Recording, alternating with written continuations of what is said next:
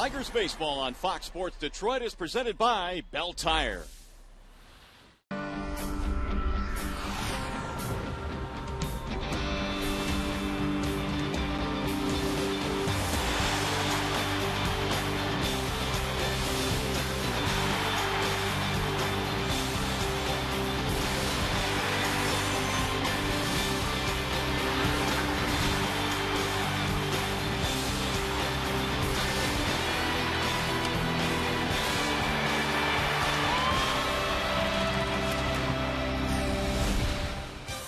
With all of the offensive power the Tigers have had this year, it's been kind of easy to overlook Johnny Peralta. Not anymore. Since May 1st, his 35 RBIs leads all Major League shortstops, including the game winner last night against the Toronto Blue Jays that scored Austin Jackson with what turned out to be the game winner. It is a gorgeous night for baseball.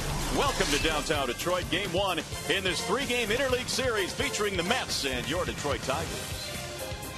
Hi again, everyone. Welcome to Tigers Baseball. Mario and Bemba, glad to have you with us here tonight. Ron Allen will join us in a moment. Game one in what should be a fun series against an overachieving New York Mets team. Now, the Tigers have been really good offensively, but the pitching now starting to come around as well. Brad Penny was really good 2 nights ago, and yesterday Max Scherzer was outstanding against the Toronto Blue Jays. So tonight, it's up to Rick Porcello to keep that string going. And Porcello, well, interleague play has been his friend. In 9 starts against the National League in his career, Porcello 5-2 with a very fine ERA of 3.91. So the Tigers getting set to do battle tonight here against the Mets. Starting lineup, first pitch coming up, but right now we send you back to the Call Sam studio. Here's Mickey York.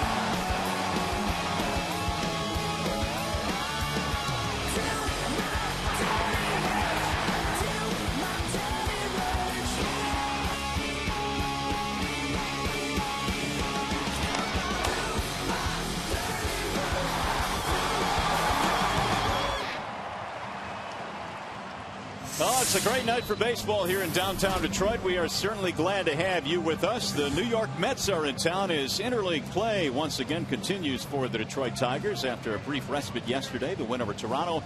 And now the Tigers will try and continue their winning ways tonight against the Mets. Their lineup tonight looks like this, courtesy of the Metro Detroit Chevy dealers. Jose Reyes leads it off at short.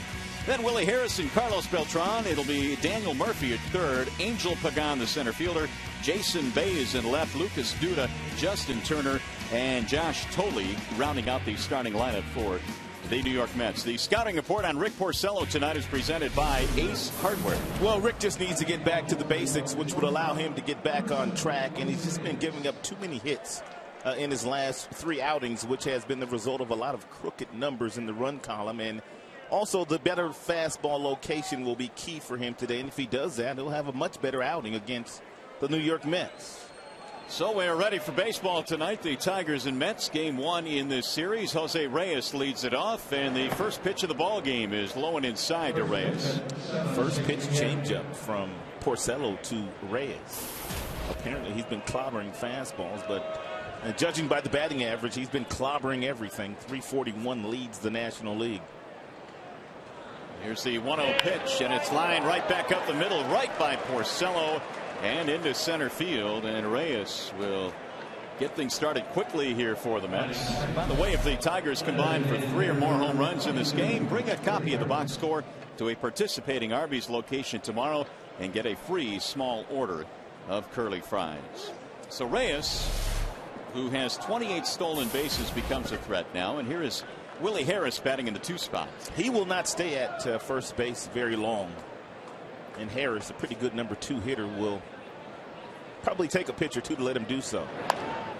First pitch has popped up. Wow. Left side of the infield. Who wants it? Inge and Peralta, and it's Inge, and 1 gone. Thank you very much. Let's take a look at the Tigers defensively. It's always presented by the fine folks at Beaumont Health System.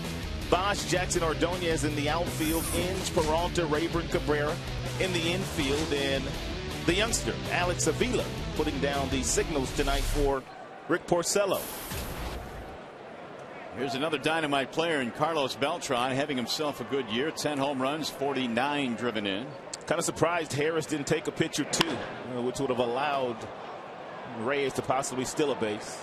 Jackson running back on this deep drive all the way to the warning track, and Beltran is out of there. 2 gone. It's kind of hard to get a read on this New York Mets team. They come in leading the National League in walks, but yet very aggressive here tonight against Porcello. Terry Collins in his first year skippering the New York Mets. Dave Hudgens, their hitting coach, has had them much more patient. He comes from the Oakland Athletics organization, where they were very patient when he was working in the minor leagues there, and he also had a couple of stints as their big league hitting coach as well. So he preaches patience. And he threw it away, and Reyes gets up, and he'll head to second base. It'll be a throwing error on Porcello.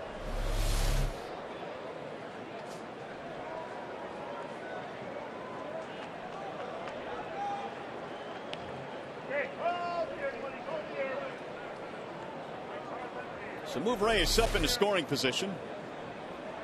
Murphy batting .296, trying to not get a 2-out run.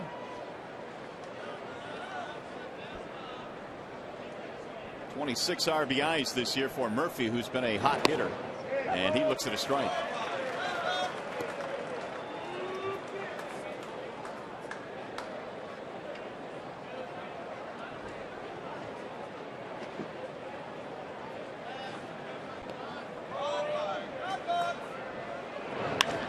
Driven to center field. Jackson is on the run. He can't get it. It's over his head. That'll get a run in as Reyes comes on to score easily. It's a double and an RBI for Daniel Murphy, and the Mets are coming out swinging the bats tonight. Second hit in the inning. Murphy gets his 27th RBI. It's a pretty good swing by Murphy. Slices the ball over the head of Jackson. Jackson took an angle toward a left field instead of going back toward left center field, but I don't think he would have caught that ball anyway. Early lead for the Mets. That'll bring up Angel Pagan, who is the center fielder. Wave and a miss, 0-1.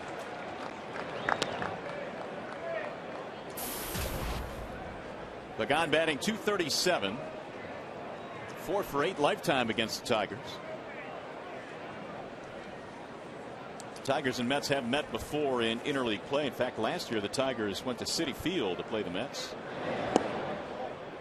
A little bit low, 1 ball, 1 strike.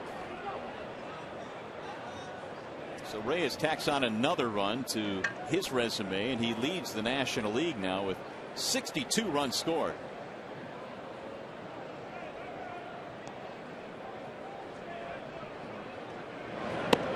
That straightens him up. 2 balls and 1 strike.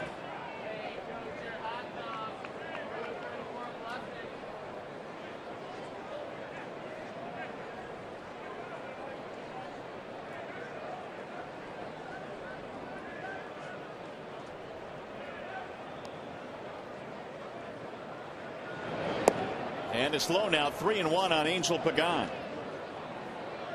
Pagan has been struggling of late for the Mets. He is only 3 for his last 25. But he's a guy that has walked more than he's struck out this year. In fact, 2 more walks than strikeouts so far this season. And he's ahead here, way ahead, 3-1.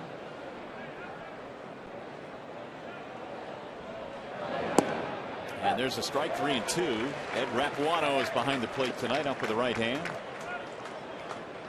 Another gorgeous night in downtown Detroit. Gorgeous night.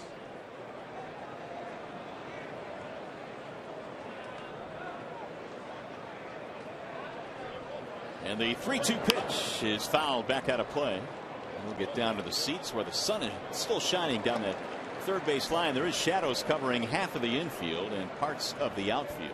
Tough left field right now. And for Brennan Bosch, looking directly into the sun. 3-2. Brennan trying to find a shady spot out there. Bouncing ball over the bag. It's a fair ball. That'll get another run in. On to second base goes Pagan. It's an early 2-0 lead for the Mets. Back-to-back RBI doubles. And Pagan gets his 20th RBI.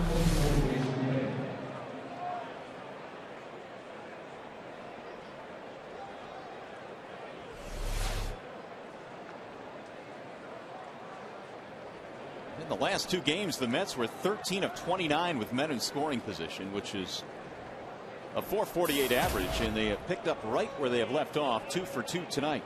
A lot of that damage was done with all singles too.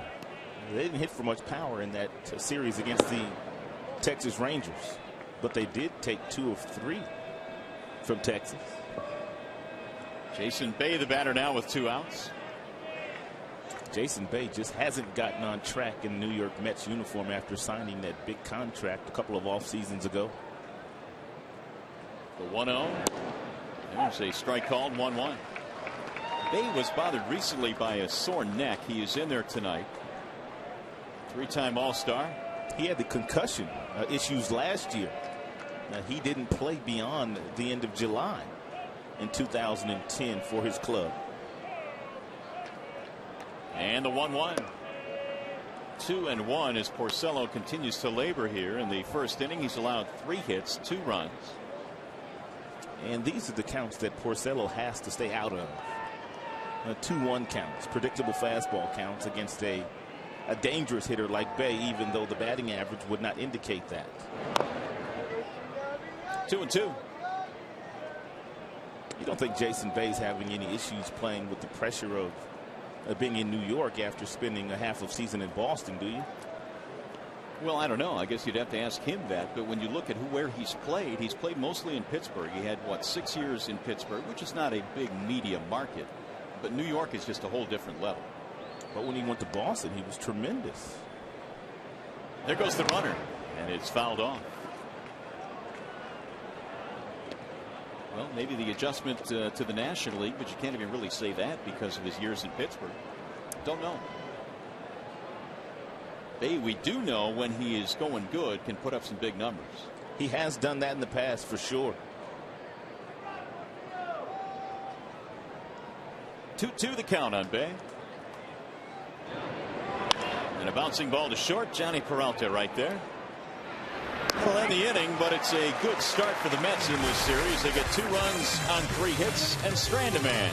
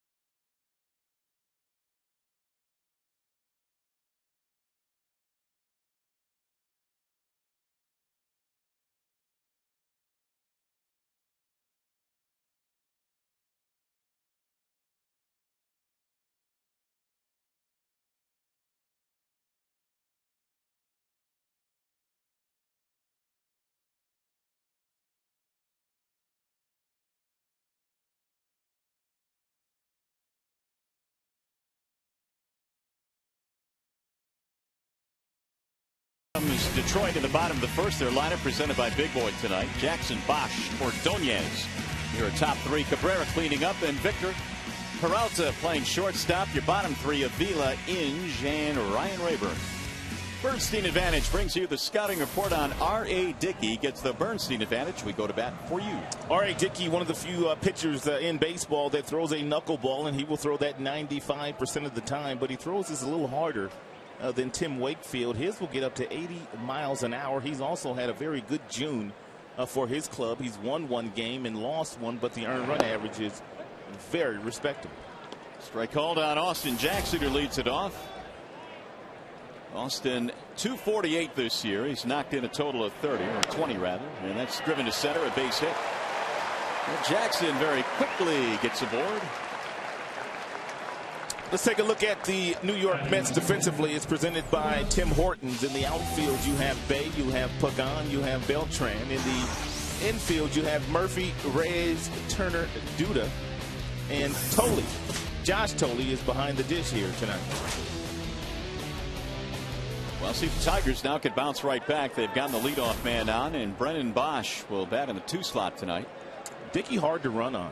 Even though he throws a knuckleball, he doesn't take that long getting the ball to his catcher, which would give his catcher an opportunity to throw. And he also has very quick feet when picking over to first base. Dickey began his career as a conventional pitcher, so his fastball is 86, in that range, with some sink on it. There's a knuckler that's boxed. And the surprising thing with his fastball, when he does decide to throw it, he's got really good command with that pitch. Really good command. Dickey in his last start punched out 9 Oakland Athletics, giving up just 1 run in 8 innings. So he is coming off a start in which he was awfully good. When you go up against a knuckleballer, you don't think about your mechanics all that much. Where your foot's landing, where your hands start. You pretty much just throw all that out the window, and you hope that he gets one of those knuckleballs up, and it's not moving all that much, which allows you to get a pretty good swing at it, and maybe you can do some damage. But forget about the mechanics today. 2-0 on Bosch. He's well ahead of the count. Jackson gets back.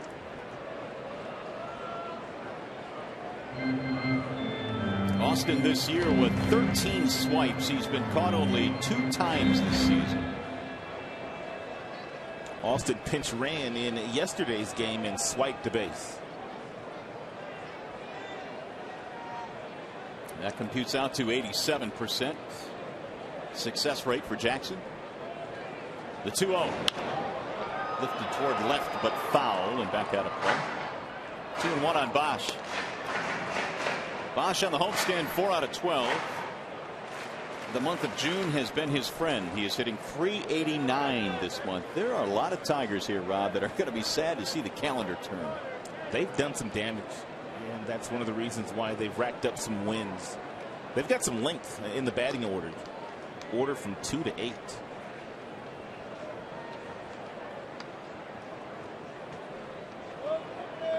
Another toss back, and Jackson got back in standing up. And if you're Lloyd McClendon, you can only hope that once the calendar does turn to July, the bats stay hot. It's amazing how we haven't been talking about Lloyd all that much. When the hitters perk up, we don't talk about the hitting coach. We only talk about them when they're struggling. That's rolled towards second. That could be 2. There's one. Reyes with a relay. Got him. By half a step. Bosch has some pretty good speed, but Jose Reyes is able to beat him with the throw. Jose Reyes has as strong an arm as Troy Tulowitzki of the Colorado Rockies. Take a look at him here. He steps back on the base. Momentum is carrying him back toward the outfield, but still able to get enough on that ball across the diamond to get Bosch, who you said has decent speed. This guy's got a tremendous throwing arm. He's a really good player. Maglio looks at ball 1. I think you asked me the question when we were in Colorado, who would you take, Tulowitzki or Reyes? And boy, that's a really tough get right there. Yeah, it is. Well, one guy has power, and the other guy doesn't have power. And one guy runs. I mean, it's just a matter of which guy you want. They're both dynamic players. They get it done in different ways. The 2-0 to Maglio. Driven to center field, base hit. So Ordonez continues to swing it. His 6th hit on this homestand. It's always a good thing when number 24 comes to the batter's box in the first inning. As he is right now with a man on, Cabrera's hit safely in his last 5 in a row. A .332 batting average, which trails only Victor Martinez on the team. Victor at .336. At start of play today, the Tigers have 4 members of their starting lineup in the top 10 in batting average in the American League. It's fouled away. And here they are. 4 guys. And Bosch not far behind.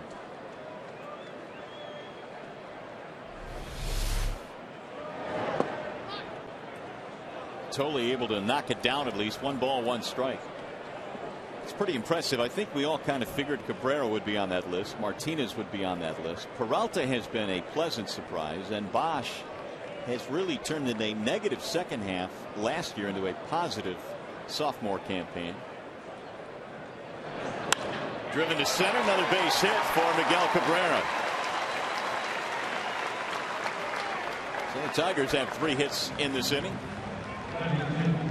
2 on now with 2 outs. We'll bring up Martinez. Do you think by and large, when a team knows it's facing a knuckleballer that night, licks its chops, or do guys really not want to face knuckleball pitchers? I don't think most guys favor wanting to go up against knuckleballers, especially the way that the team has been swinging the bats against conventional pitchers. Sometimes knuckleballers can get your swing out of whack. So I don't think that many guys are all that excited about facing Dickey here today, but they will try to get themselves a few knocks. Martinez has hit safely in his last 6. And Victor looks at ball 1.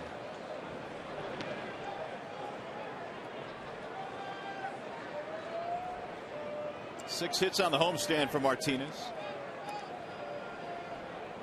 Trying to pick up Ordonez, who is at second base, and Cabrera, he's at first. They have both singled. Fouled away. 1 ball, 1 strike. This is a Mets team that was out 2 of their better players tonight, Davis and David Wright. And So Terry Collins has them playing pretty good baseball when you consider. It's going to be a while before they get right back. He's not even doing baseball activities yet. Although Terry Collins said before the game today that they are hopeful he can start swinging off a tee on Wednesday. What's today, Tuesday? Today is Tuesday. That would be tomorrow. That's a ball inside, but swinging off a tee is a long ways away from getting back on the field. They're hoping maybe mid-July, but he certainly is a key part of their offense. 2-1 on Victor Martinez.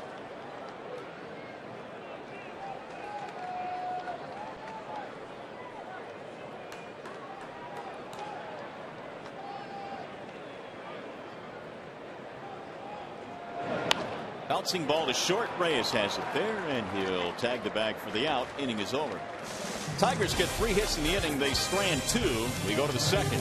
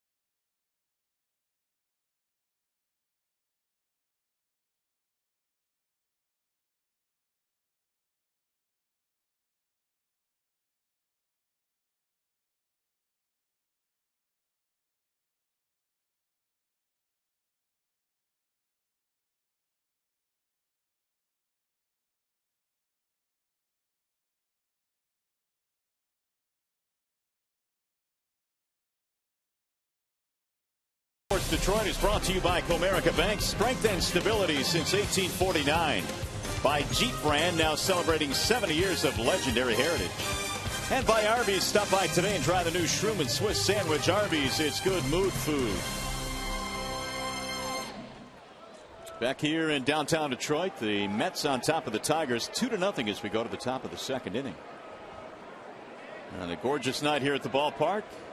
Lucas Duda is leading it off now for the Mets. It'll be Duda, then Turner, and then Tolle. Rick Porcello allowed back-to-back RBI doubles by Murphy and Pagan in the first. Duda batting .228. And he rolls one to short where Peralta is stationed. One gone. Well, apparently we have some dignitaries in the house tonight. Rudy Giuliani is here. He was here a couple of years ago, I think, at the ballpark when the Yankees were in town. And Mr. Giuliani, the former mayor of New York City, taking this one in tonight. Yes, Rudy, you're on TV. How you doing? Glad to have you with us tonight, even though you're probably rooting for the Mets. That's okay. Here comes Justin Turner batting in the 8th slot tonight. Rudy got a nice seat tonight. He does. He hangs out where you hang out, no suites. Pretty much every night, yeah. Yeah, must be nice. Got a sweet orange tie, too. Oh, he was rocking it. Turner batting .266. And he looks at a strike, 0-2. Turner has been bothered by a bad thumb. He's normally been batting in the 2 slot for them, but they bumped him down. Didn't want to totally take him out of the lineup. And a ball inside 1-2. And Rod, you could probably relate to this. Once you get jammed and you injure that thumb, you know you're going to get jammed sometime again soon, so it's really hard for that to heal. It's a bone bruise. And you try to put some padding on the bat. You see he has some padding on his bat where he's holding the right thumb.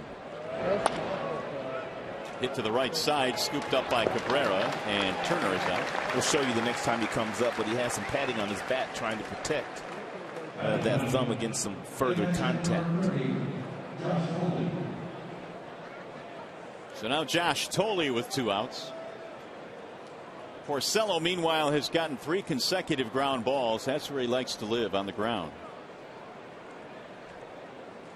Thole batting .249.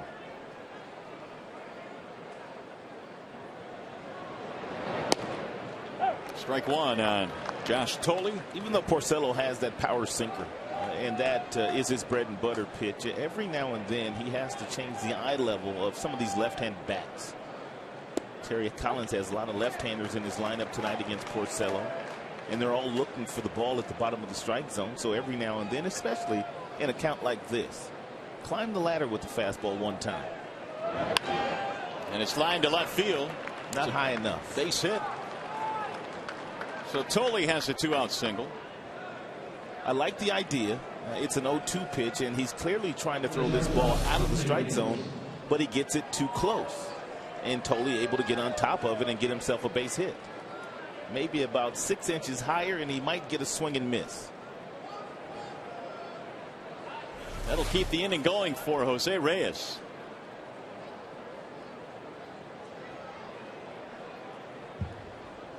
Reyes had a single, scored a run to start the game. He's finally healthy.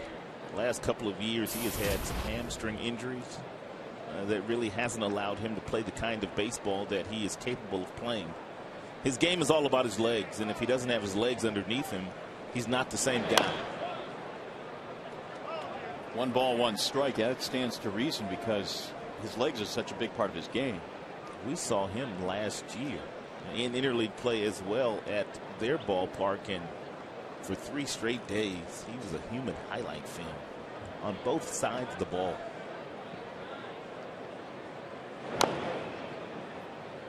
One and 2 on Reyes. 39 multiple hit games this year for their leadoff man, which is the most in the major leagues.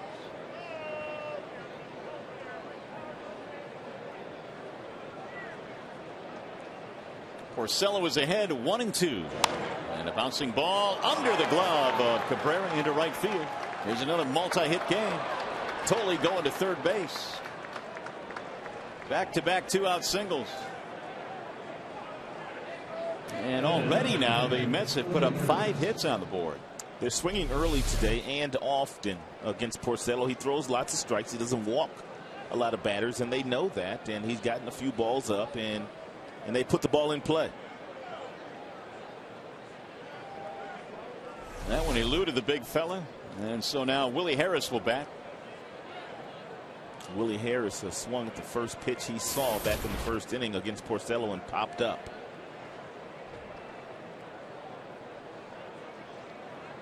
There goes the runner, and no throw by Avila. A stolen base uncontested for Reyes. That'll be his 29th of the year.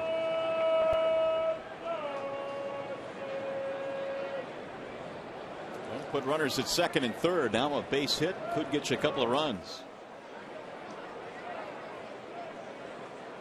And Rick will throw from the windup. Rolled foul. Willie Harris, when you hear his name, it's synonymous with pinch hits. He has been one of the best, if not the best. In fact, since 1974, nobody has more pinch hits than Willie Harris. 212. An awfully difficult job to come off the bench and get it done, but he's done it so many times in his career. Getting the starting nod tonight as the designated hitter for the Mets.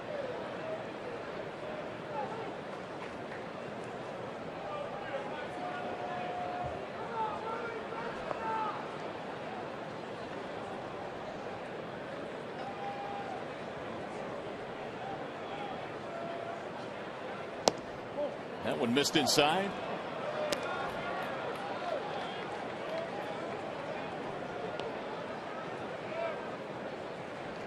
If Harris keeps it going, you've got Beltran on deck. There he is. I don't want to have to deal with him.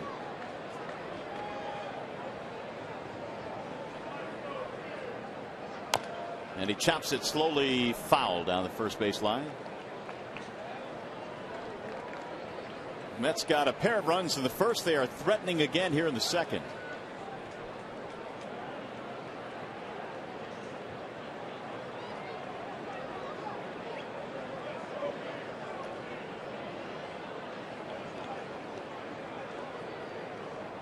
Check the count. It should be 2 balls and 2 strikes. They've corrected the count, and Willie Harris 2-2. And a line drive caught at first base by Cabrera. Sounded like he broke his bat. Cabby flags it down, saving more damage. No runs, a couple of hits for the Mets here in the second. They strand 2.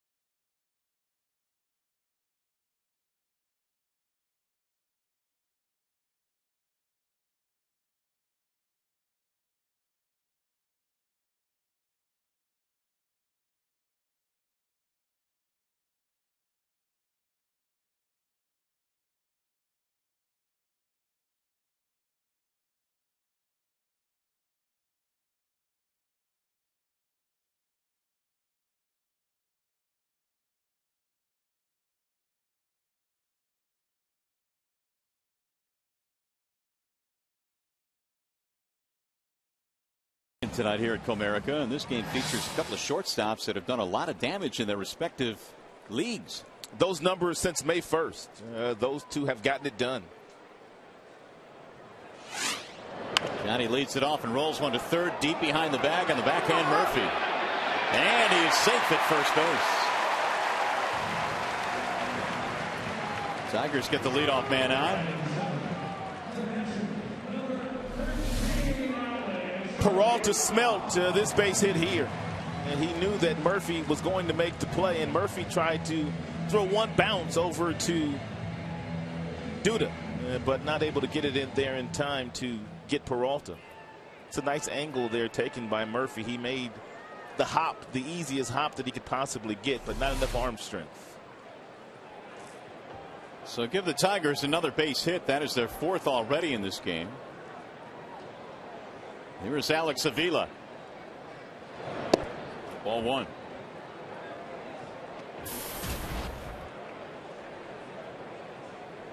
Avila batting .304. He's hit 10 home runs this year.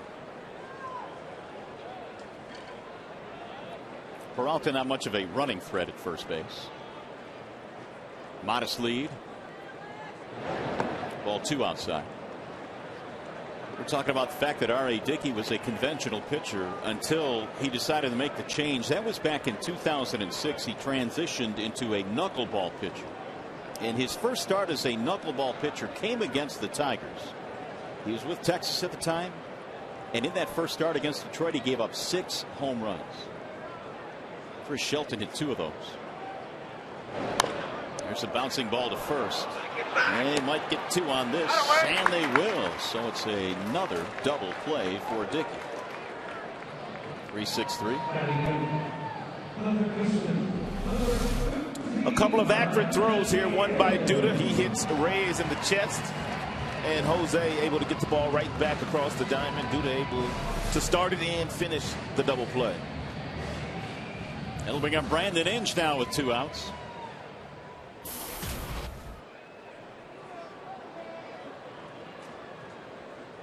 Inge batting .208.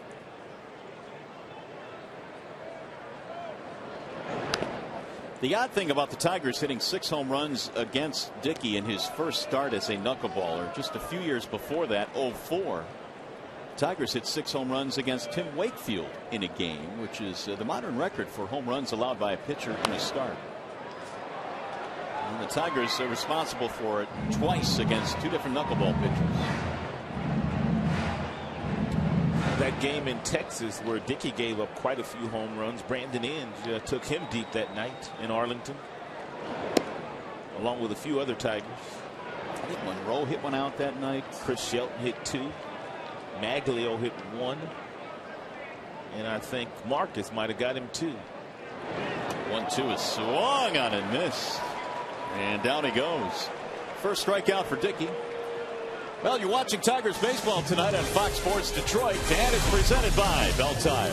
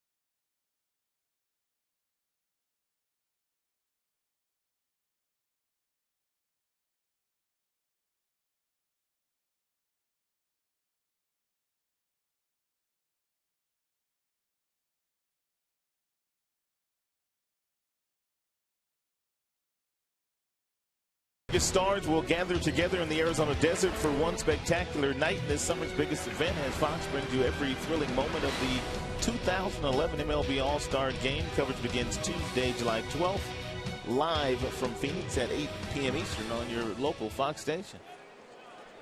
Well, the Tigers have bounced into a couple of double plays in this game, which has helped out R.A. Dickey, and now the Mets coming back to the plate. Carlos Beltran leads it off. It'll be Beltran and then Murphy and Pagan. As we play here in the third, 2 runs, 5 hits for the Mets. Tigers, no runs, 4 hits. And Beltran has started 77 games now for the New York Mets. He's played more games than anybody on their team. Right at Cabrera for out number 1. And that's after spending a lot of time on the disabled list the last couple of years. Only 145 games combined the last 2 for Carlos.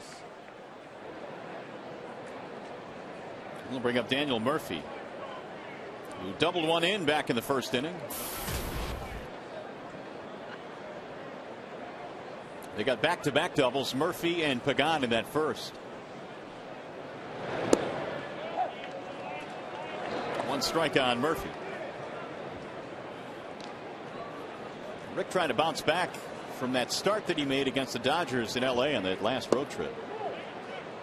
And he couldn't stick around long enough to get a win. The Tigers scored 7 runs in that game, winning it 7-5. But Porcello was taken out in the 4th inning after the Tigers had gotten him some early offense. Lifted toward left in the sunlight. Bosch. The shades coming in handy tonight, at least in the early going. 2 outs for Angel Pagan.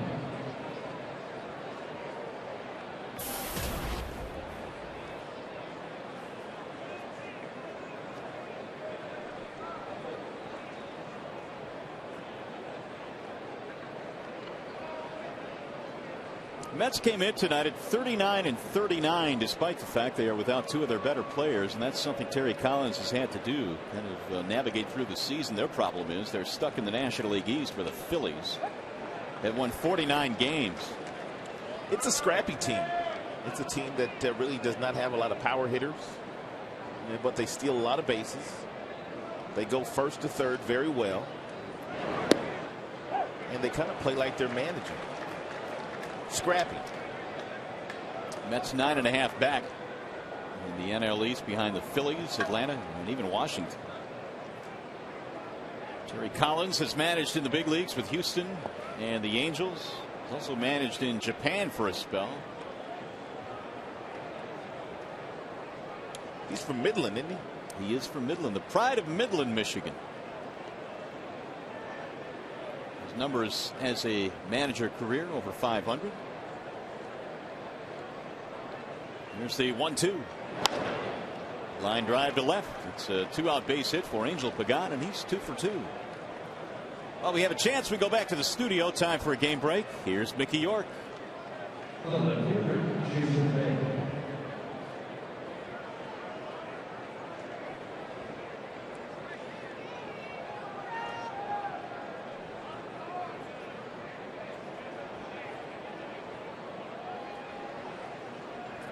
All right, Mick, thank you. That may be all Cliff Lee needs. There's that Phillies team we were talking about. Most nights, that is all he needs. And the Phillies and Red Sox, I think, are probably considered the two best teams in baseball right now. I heard a lot of experts saying that today. Preview of the World Series is what they were saying about that game. Pagan has 11 steals. He's been caught 4 times. He is one of the few guys on the Mets team where Terry Collins will give them the green light to steal if they choose to do so. Runner goes. Here comes a throw from Avila. It's going to bounce in. It's late. And so the Mets have their second stolen base of the night. The other one belongs to Reyes. They have 79 steals as a team, which leads the National League. Very good jump from Pagan, and even though it was a very good exchange by Avila, he bounced the ball down to Rayburn, and Rayburn unable to pick it. And even had he picked it cleanly, he wouldn't have been able to apply the tag to Pagan before he slid in safely. Pulled on the ground at third. Brandon has it there. And the threat is over. Bay is out 5-3. Another ground ball out for Porcello, and we head to the bottom of the third.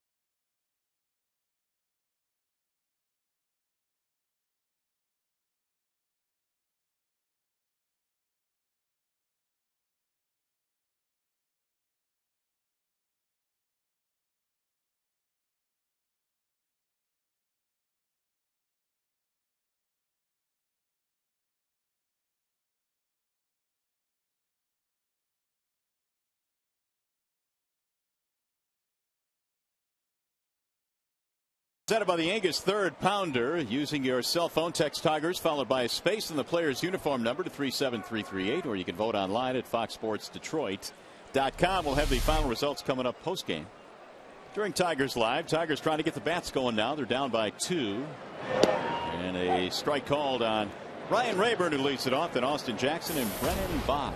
Fastball from R.A. Dickey at 85 miles an hour to start Rayburn off with. That's in the air. Right center field. Beltran hauls it in. Rayburn is out, 1 gone. I was talking to Johnny Peralta before the game today, and of course he has faced Wakefield, and he has also faced R.A. Dickey as well. And Johnny told me that R.A. Dickey throws his knuckleball a lot harder than Wakefield, and it doesn't float as much. A lot harder, a lot firmer, and doesn't move as much. Would that make it easier to hit? It should. That, for instance, right there was a knuckleball, obviously at 72, but it really wasn't fluttering all that much. That's a good knuckleball right there.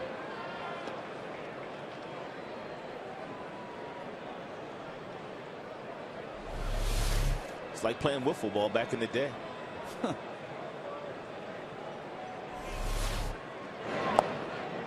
It floats outside. 1 ball, 2 strikes.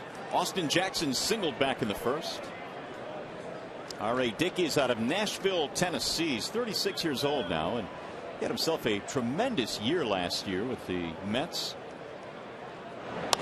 Bouncing ball to second. Turner is right there. Jackson is out. Dickey last year had an ERA of 2.84 and won 11 games.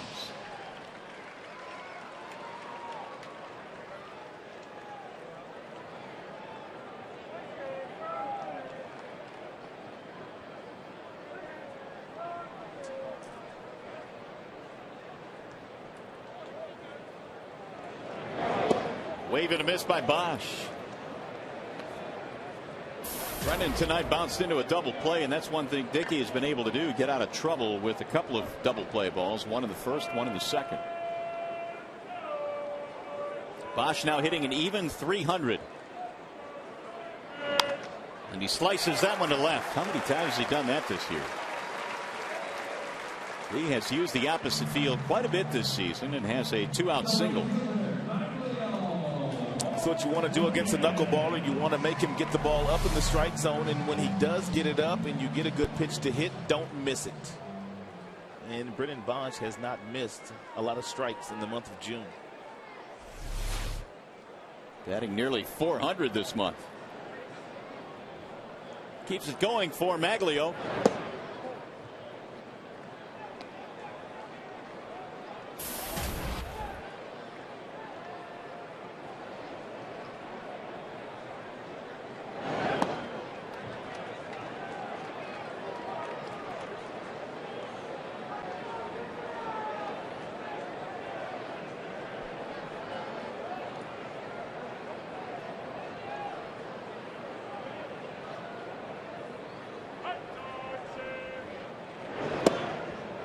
Tigers tonight have 5 hits, all of them singles so far against Dickey.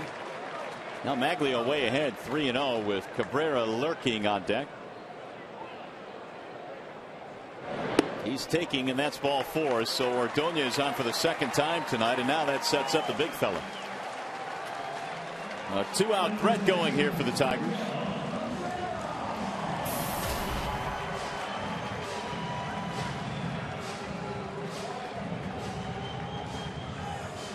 Cabrera had a single in the first inning and now has hit safely in 6 in a row.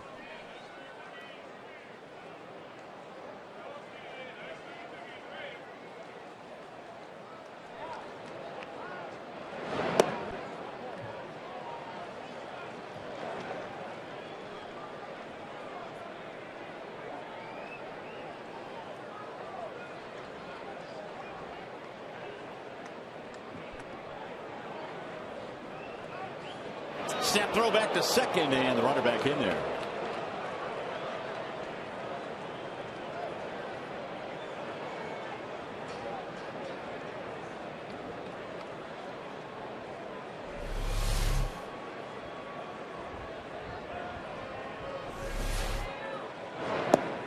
Ball outside. 2 balls and no strikes. That looked like it hurt. That last pickoff play by Dickey. Back to Turner, her second baseman.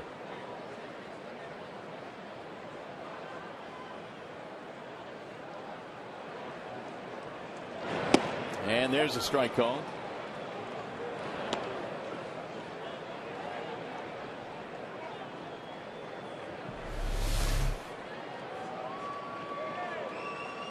Right down the middle, has split the plate. Outside. 3 balls and 1 strike, and now Tolley heads out to the mound. Not an enviable spot here. You're up 2-0, 2 men on, 2 out, and you're down 3-1 on Cabrera. And then you've got Martinez waiting on deck.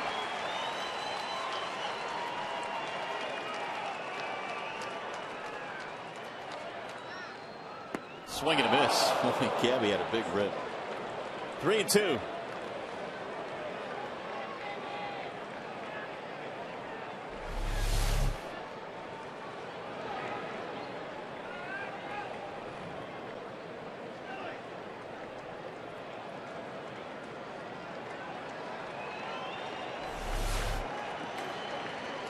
Runners will be moving here. There they go, and it's ball 4, and so now they're loaded.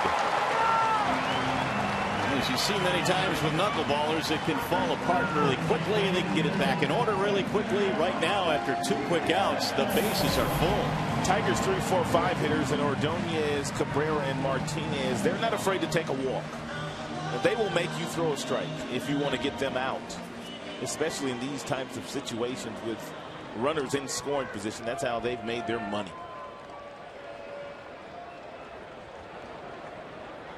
Martinez bounced out his first time up. Porcello looking for some offensive help. Mets got a couple of runs in the first inning.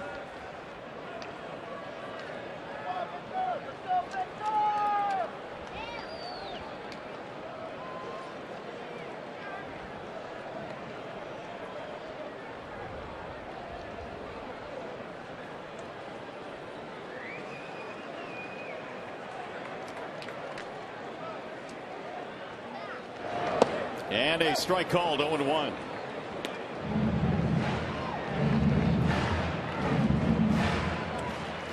Victor Martinez is hitting .435 this year following a Cabrera walk, whether it be intentional or non-intentional. Tap foul. That was 0-2. That has been the strength, I think, of this Tigers team offensively. And last year they just did not have anybody behind Miguel Cabrera. And Jim Leyland has often said nobody can protect Miguel Cabrera in the lineup. Well, I think they may have found a guy that can. Victor Martinez done a terrific job of that this year. Look at Matt Wieters with a .442 batting average with runners in scoring position. He's a young kid.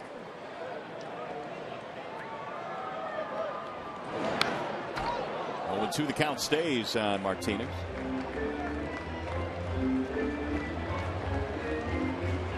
Victor came in at .373 over his last 51 games. These situations he has been money many times over. It's a good contact hitter. Doesn't usually strike out. Not afraid to take the ball the opposite way with 2 strikes either.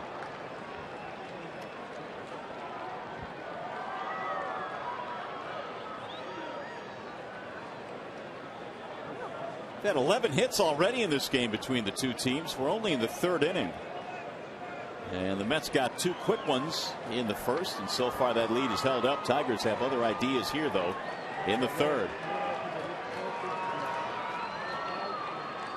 And again, the 0-2. Fouled away.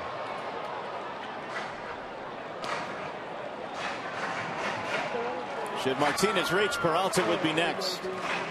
It started with a 2-out single by Bosch to the opposite field, then a walk to Ordonez, and a walk to Cabrera. Deep breath for R.A. Dickey.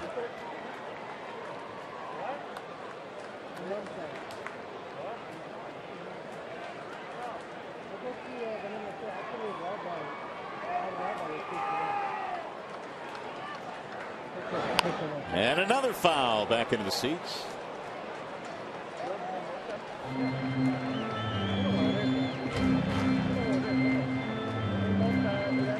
Dickey now has thrown 47 pitches in this game.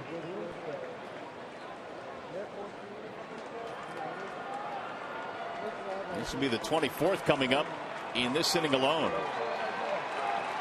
So what looked like a snappy inning has turned into a struggle here for Dickey.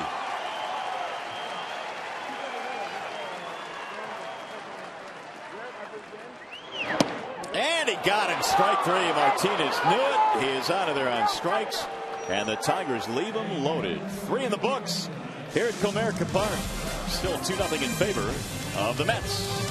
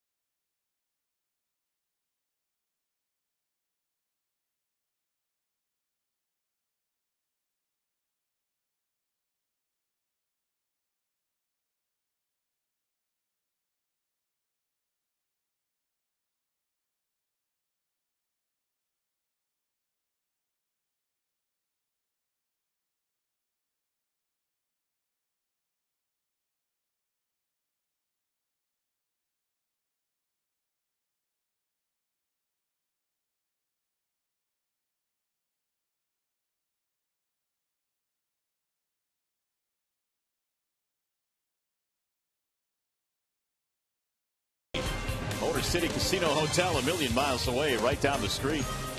And by Hebrew National, the better than hot dog, hot dog. Awesome night here in downtown Detroit. Right now it's 2-0 in favor of the Mets as we go to the top of the 4th inning. Game 1 in this 3-game interleague series. The Tigers will have San Francisco coming in next. And then we are done for interleague play for 2011. Porcello facing Lucas Duda here in the 4th inning. Duda, Turner, and Tolley. Duda is 0 for 1 with a bounce out. Here's Porcello's 1-0. It sinks in there for a strike on the outer edge. 1-1. 2 runs, 6 hits for the Mets. Tigers, no runs, 5 hits. Wave and a miss. Duda a couple of nights ago, in fact, on Saturday in Texas with a 4-hit game.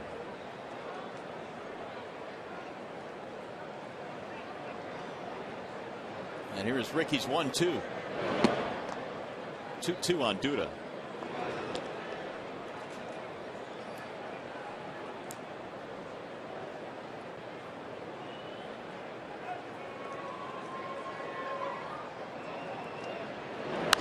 Grounded foul, first base side. 2-2 the count.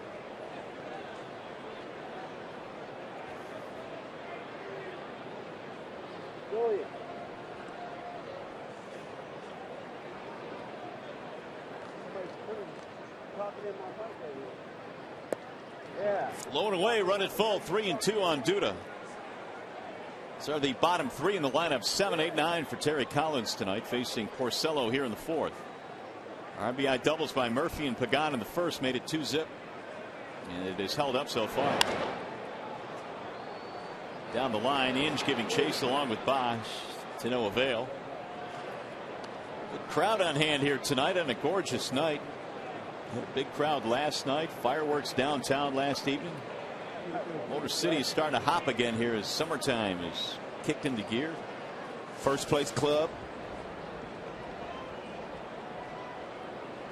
3-2. This one will stay in play. Hit fairly deep down to left. Bosch under it. And there is one out. It's going to bring up Justin Turner. Tigers came in with a 1-game lead over Cleveland. Chicago 5 back. Cleveland won their game last night over the Arizona Diamondbacks 4-3. They won that game late, didn't they? Yes, they did.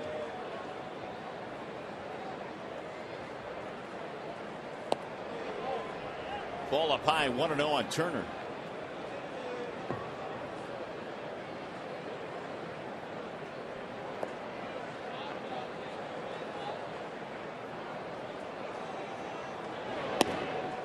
High again, 2 balls, no strikes. There are the standings as Minnesota now is faded again. Kansas City 10 games out.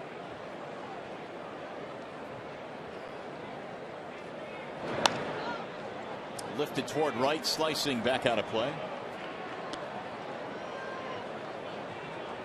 Cleveland again in Arizona tonight. Tomlin and Hudson getting together in that one later this evening at Chase Field. Hopefully some more help from the Diamondbacks this evening. And they're battling for a division of their own. Yes, they are. Bouncing ball to third. Inge backs up for the hop.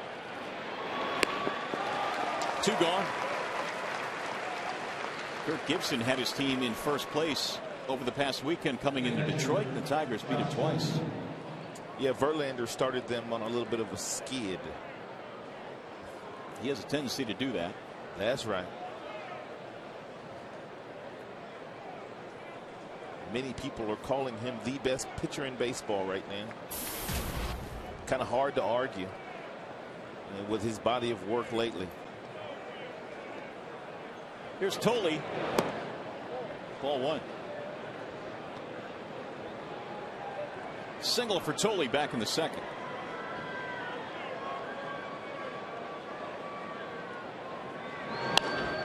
Belted in the air, high and deep into right field. Ordonez going back, and that ball is gone. The number 9 hitter Josh Tolley hits his first home run of the season, and it's 3-0 Mets.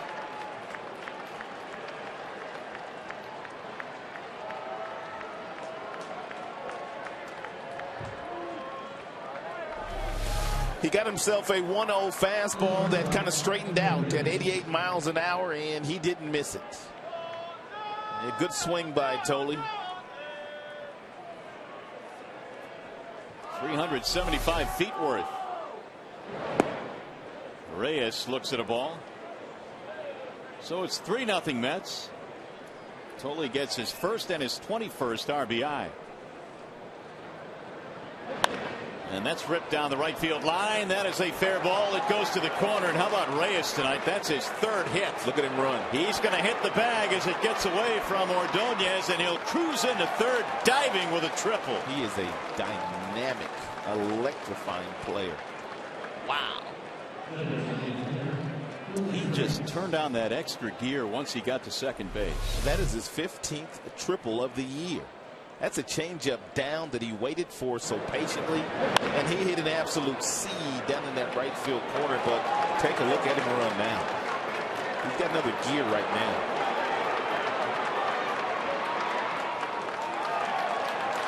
I don't know where he's going to end up next year, but wherever it is, somebody's going to have to pay a whole lot of money for the services of Jose Reyes. So here is Willie Harris with a chance to drive in a 2-out run, and he drives one to right field. Hit well. Ordonez back. It's over his head.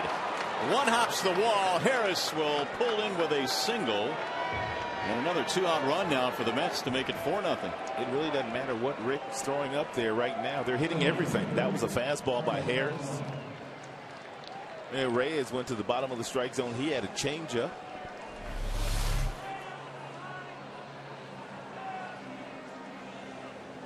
And a single off the wall. We'll bring Rick Knapp out.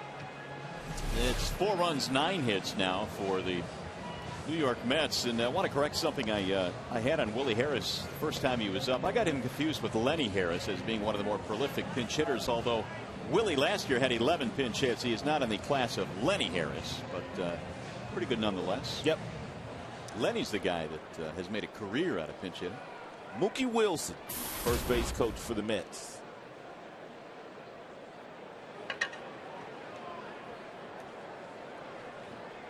It's Carlos Beltran, and he drives one to center. That's a base hit. Wow. Harris will cruise to second, and can you believe it? We're in the fourth inning, and that's 10 hits for the Mets. Well, Porcello just needs to move it around a little bit. He doesn't walk anybody.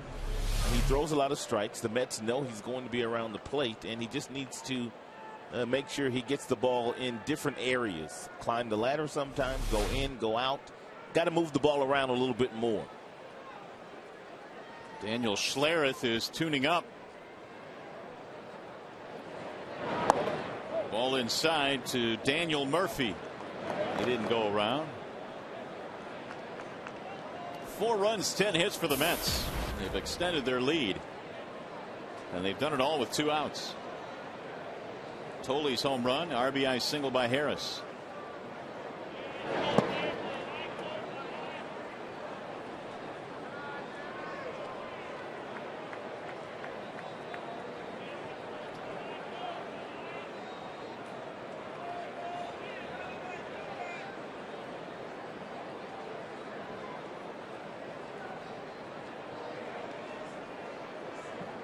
And the 2-0. Sliced off the glove of Inge into left field. They're going to try and get another run in. Here comes Bosch's throw to the plate. Not in time. Murphy has an RBI hit, and it's 5-0 Mets.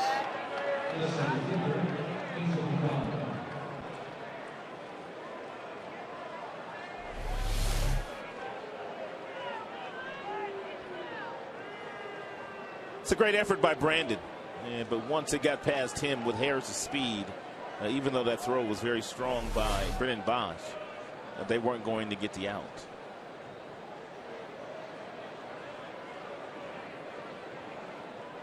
Rick Knapp with more contact with the Tigers bullpen.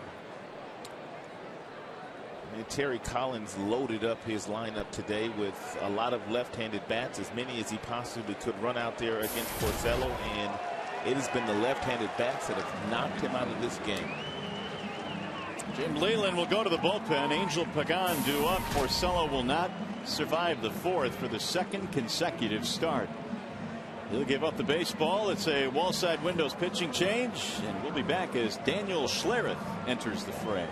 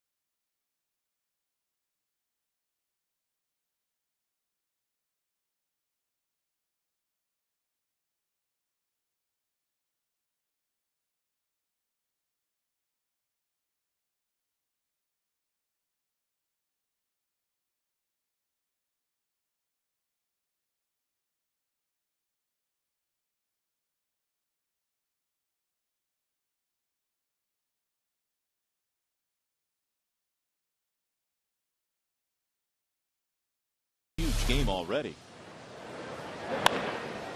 Here's our AT&T trivia question. Since 1946, who holds the season record for triples prior to the All-Star break? Reyes has one here tonight. Who holds the single season record for triples prior to the All-Star break? That's your question tonight. And if you're a Mets fan, Reyes has been fun to watch this evening. If you're a Tigers fan, not so much. Daniel Schlereth is the new Tigers pitcher. Yeah, Daniel's body of work over the last 21 games has been very good. Overall, the batting average against him is sub 200. So he's been getting the job done, 188 to be exact. And left-handers don't do very well against him anyway. So here is Angel Pagan. All of this in this inning began with 2 outs, and it started with a home run by Tolley. Reyes triple, Harris single, Beltran single, Murphy single. And it's turned into a 3-run fourth.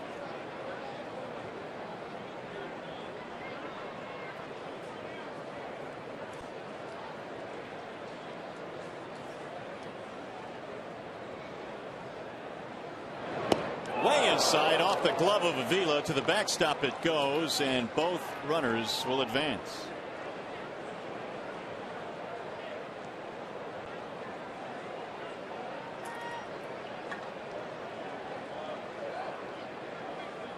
You see the look on Avila's face. He mouthed, "Wow." That thing came up and in.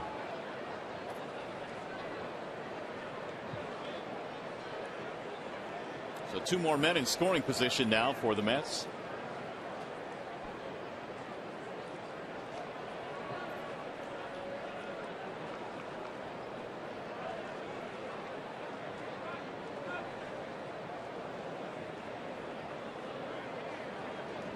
Pagan backs out now.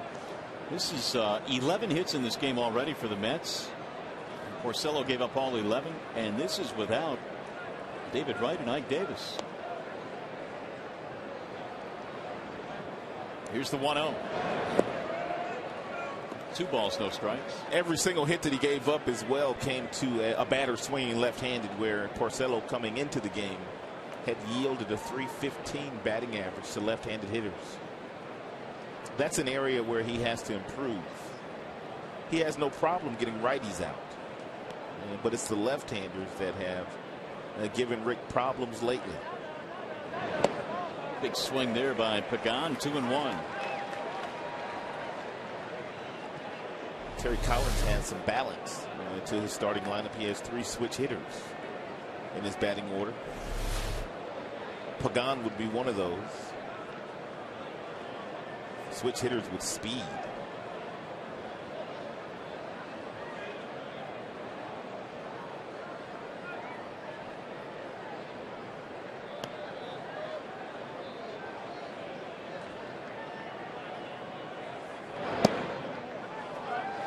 Make it 3 balls and 1 strike, and that final out here in the 4th inning has become difficult to get. Reyes, Beltran, Pagan switch hitters. They have Murphy, who's a lefty, Harris, who's a lefty, Duda and Tolley are lefties. Just about everybody. Down the right field line. That'll get back toward the seats and foul. Did he catch that thing? Bare-handed too. It's pretty good.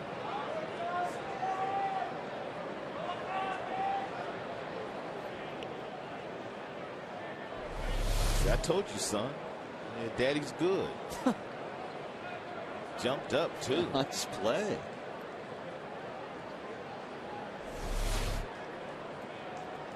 Here's the 3-2. We'll get back out of play.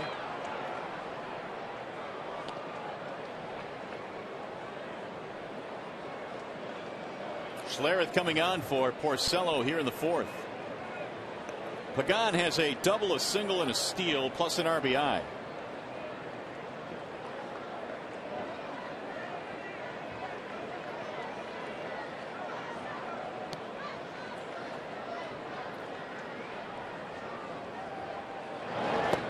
Checked it. Did he go? No, he did not. That is going to load the bases.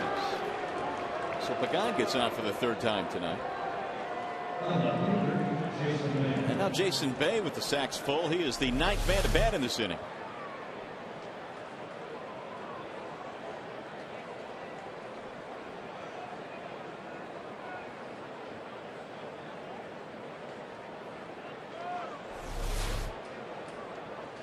They've gotten Bay twice. Well, Porcello did at least on a couple of ground balls.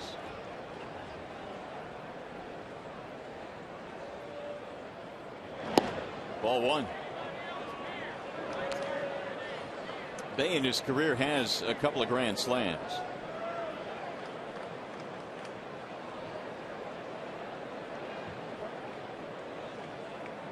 If you're Slayworth, you don't want to make a mistake inside to Bay.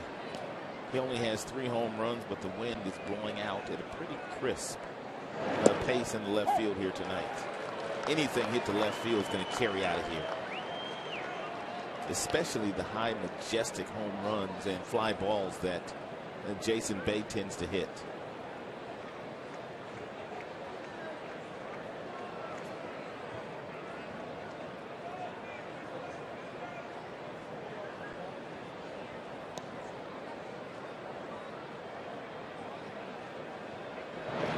Way high and inside. 2-1 on Jason Bay.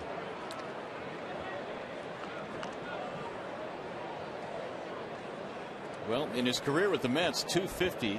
He's given them 9 home runs and 63 RBIs, and he's got a huge contract. And so far the numbers do not equate. Of course, as we mentioned, he missed most of last year, did not play after July with a concussion. Here's the 2-1. Driven high toward left field and deep. That ball is up, and that ball is a grand slam. Jason Bay goes deep to left, and the Mets blow this one wide open. 9-0.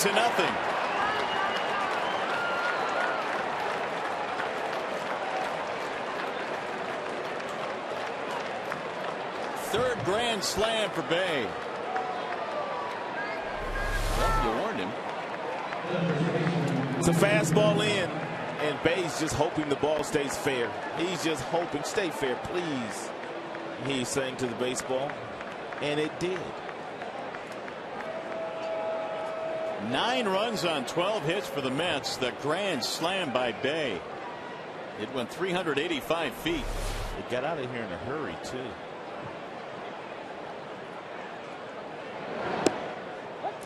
There's strike one on Lucas Duda, who started this inning with a fly ball. And again, the Tigers have not recorded an out since the first 2 were retired in this inning.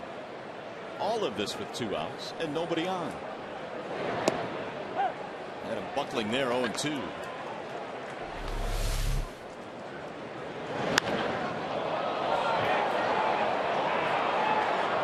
Wasn't necessarily one of those majestic home runs you talk about, but he made that mistake in and he paid. Got out of here on a line. The 0-2 is strike 3 called. Duda is out of there, but it's a huge inning. It's a 7-run inning, and it's now 9-0 Mets.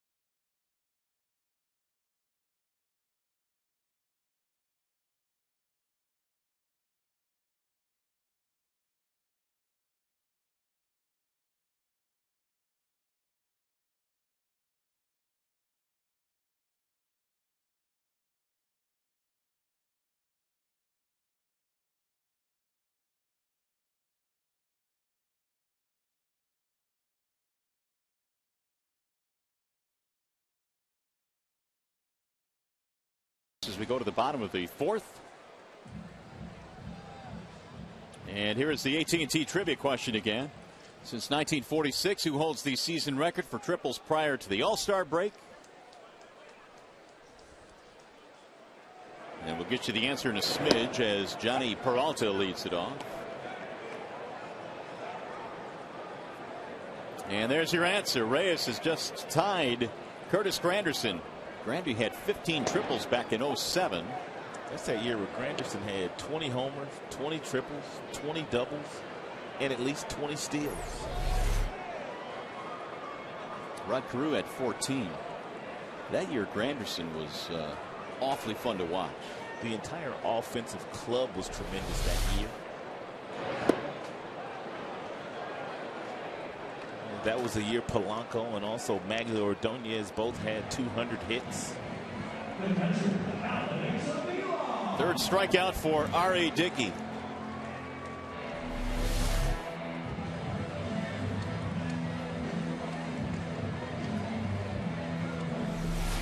It's going to bring up Avila. By the way, that grand slam by Jason Bay was the first Mets grand slam since August of 09. And they had one against Arizona. Here's a bouncer to first. Tricky hop for Duda, who stays with it. 2 gone. The Mets just had a pretty good series in Texas before they got here, and they won 2 of the 3 games that they played there, but they weren't hitting for power. They were getting lots of hits, but the majority of the hits were singles. They've gotten quite a few extra base hits here already tonight. Well, Dave Hudgens, their hitting coach, has to be happy. No doubt.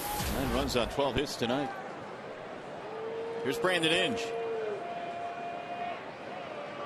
They had a pretty good approach tonight against Porcello. Granted, a lot of the balls that he was throwing weren't quality strikes. They were strikes, but they weren't quality strikes. And the Mets, a patient club, usually were very, very aggressive at the beginning of this game. Meanwhile, Dickey pounding the strike zone now. 0-2 on Brandon. He struck Inge out back in the second.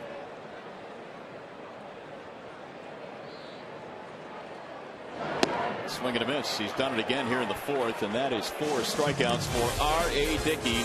We go to the fifth. Turner, Toley, Reyes coming up.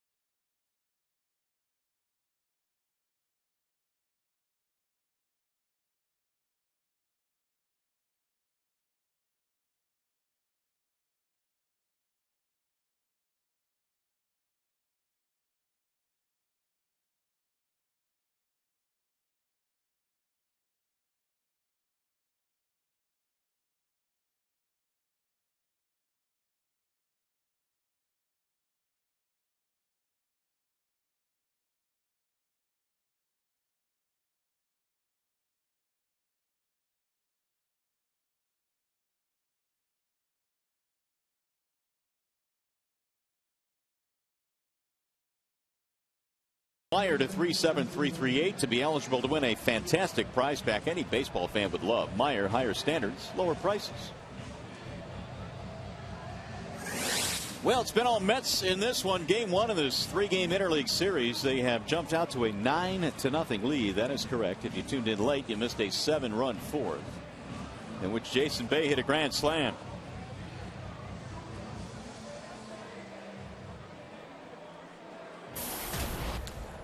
Hey, fans, celebrate the music of Jimmy Buffett Saturday on Parrot Head night when the Tigers host the Giants at 7:05. The first 10,000 fans receive a relaxed floppy hat called For tickets, call 866-66-TIGER or log on to tigers.com.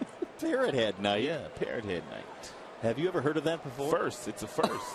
It is a first. Now you got to be here for that. Schlereth back to the hill as we go to the 5th inning.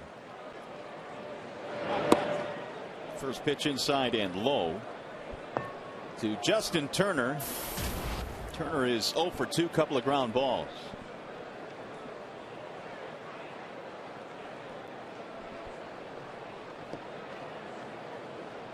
Here's the 1-0. Ball outside, 2 balls and no strikes.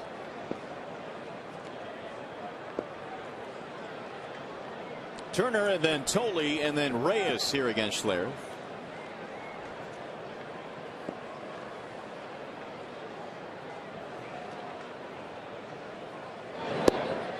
Three balls and no strikes. So Daniel having trouble throwing strikes. He walked the first man he faced back in the 4th.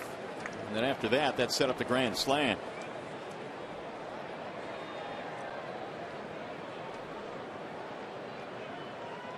And the 3-0.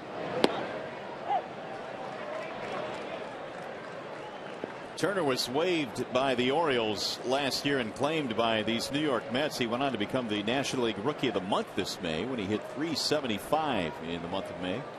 First ever Met to ever win that Rookie of the Month award. Is that right? Ever. Well, that seems kind of odd. Well, it's another walk. The leadoff man is on. Schlereth has walked his second, and that'll bring up Josh Tolle. Turner's a nice story.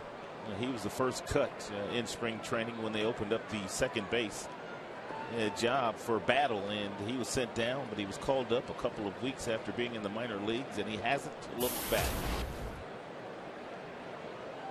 Tolle's had a nice night, single and a home run.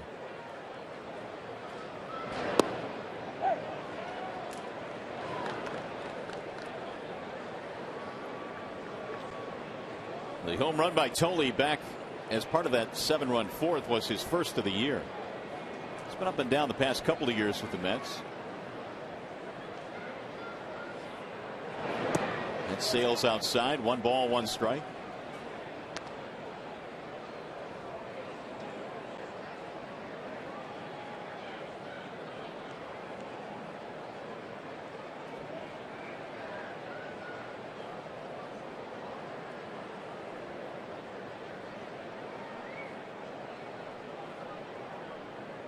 And the 1-1. Make it 1-2 now on Josh Tolle. Apparently another pretty good catch, judging by the reaction of the crowd. And there you go. Hand it off. A smile from ear to ear.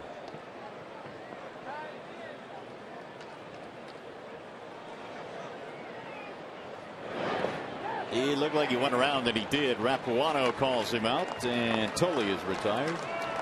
Second strikeout. That'll bring up Jose Reyes. He's had a great night already. He singled in the first inning, and then Porcello threw the ball away while he was on first base. He came around to score. He also singled in the second inning and then promptly stole the second base. And then his last time up with 2 outs, he tripled, and he started the rally in which they went on to score 7 runs. Exciting baseball play, to say the least, and yet another multiple hit game. A 3-hit night already for Reyes. He can add to that, and he skies one in the air to left. Hit pretty deep. Bosch turning around, still going back to the wall. He leaps. That ball is off the wall. Coming to third base is Turner. They're going to stop him there, and Reyes has himself a 4-hit game, and he almost hit it out. What a night for Jose Reyes. Yeah, Brennan kind of got turned around a little bit. We talked about the fact that there's quite a bit of wind in left field, and he probably had a few more feet to run before he elevated and jumped. And had he done so, Brennan would have made that play.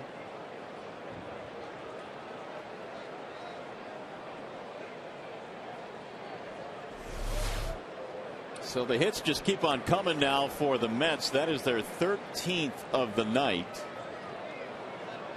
And the infield coming in with Harris coming up. the fourth time this year that Reyes has had a 4-hit game. Nobody has done that in the major leagues this year. Willie singled one in back in the fourth. And Reyes is a homer away from the cycle here today.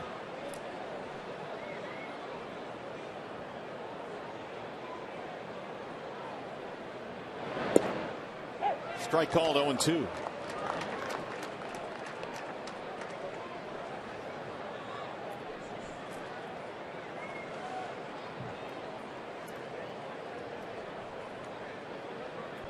Mets as a team have hit for the cycle. Reyes has a triple. They have a couple of home runs. Reyes also has a double and a boatload of singles.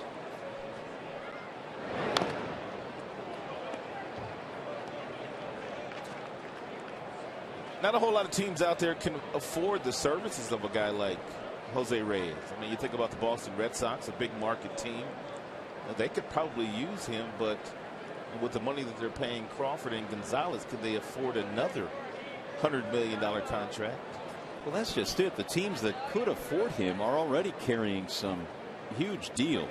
Jeter in New York. The Dodgers, they don't have the money. The Angels, possibly. Yeah, that might be. It's got to be a big market club. There's the 0-2. We've also got Pujols is going to be out there at the end of the year too, and he is going to command a huge deal. Yep. Not a lot of places for him to go either. Reyes, meanwhile, is 28 years of age. Oh, he is not even in his prime yet. No, he's got a long way to go. And he's going to be looking for that same type of contract that Troy Tulowitzki just got. A 10-year deal. And he hit him. And oh man, it's just getting worse for the Tigers. That's going to load the bases. Daniel has no problem whatsoever commanding his breaking ball. None.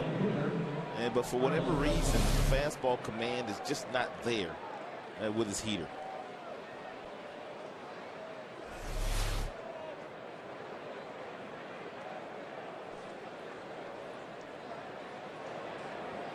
So now here comes Rick Knapp to make another trip out to the mound. A leadoff walk, then a double by Reyes, and now a hit batter, Willie Harris, to load him up.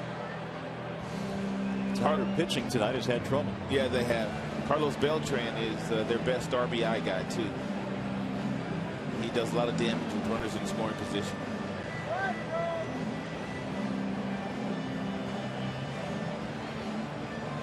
Everybody has reached base tonight at least once for the Mets, with the exception of Lucas Duda.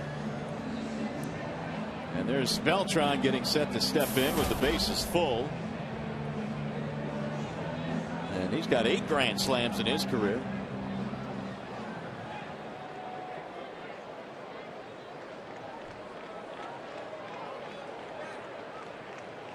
So they're full now with 1 out.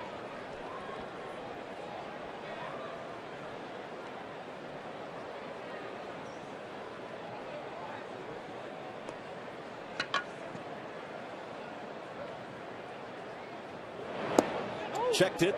Ball 1. He held up. Beltran came in at 355 with men in scoring position. 8 times in his career he's knocked in over 100 runs, and he's well on his way to doing that again this year.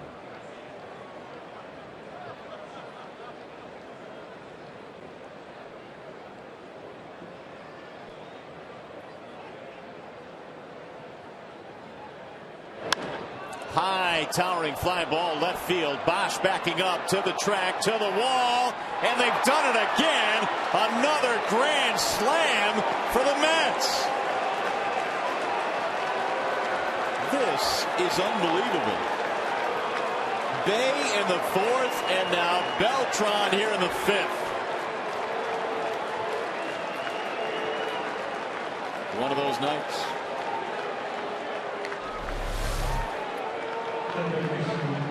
It's a fastball right down the middle.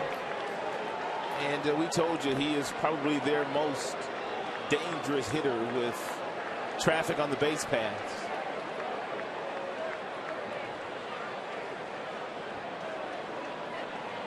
Bosch runs out of real estate, and it's a 13-0 Mets lead.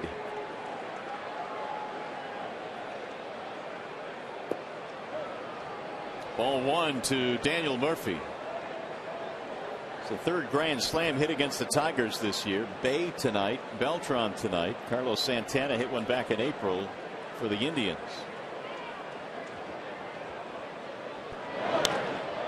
Lifted in the air toward left center. Bosch under it. Second out of the inning. And a sarcastic cheer now cascading down from the ground. We'll bring up Angel Pagan. 13 runs, 14 hits for the Mets, who've been simply amazing tonight, that's for sure. They came in hot, though, and they got quite a few hits the last couple of days in Texas against a pretty good Texas club with some good pitching. And so they came in here with a lot of confidence. But you wouldn't think it would equate to 13 runs and 14 hits. And we're still in the 5th inning. 2 runs in the first, 7 in the 4th inning, and 4 here in the 5th. Pagan's had a big night. Single, double, walk, stolen base, RBI. 2-0.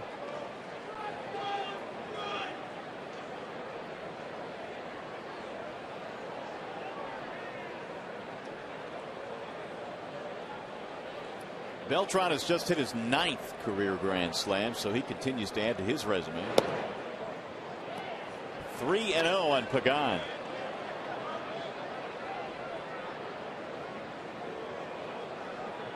It's quite a combination right there, Beltran and Reyes. More action in the Tigers' pen. It's been a pretty good combination all year. That it has, and it's really come to light tonight. There's a strike call, 3-1. They are 6 for 8 combined.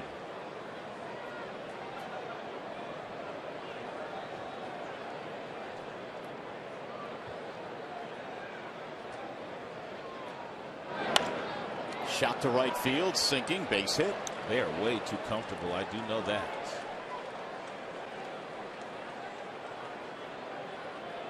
So that'll bring up Jason Bay.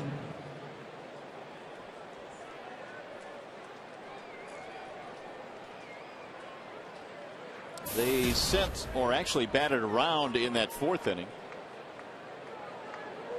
Sent 10 men to the plate. This will be the 8th batter here in the 5th.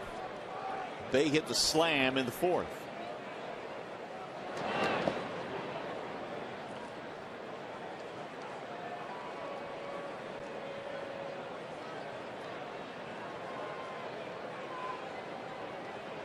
Tigers ERA is going to take a hit tonight.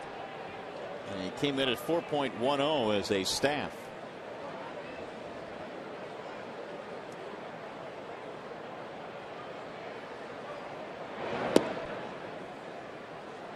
Two and 0 the count, and Schlereth continues to get behind hitters.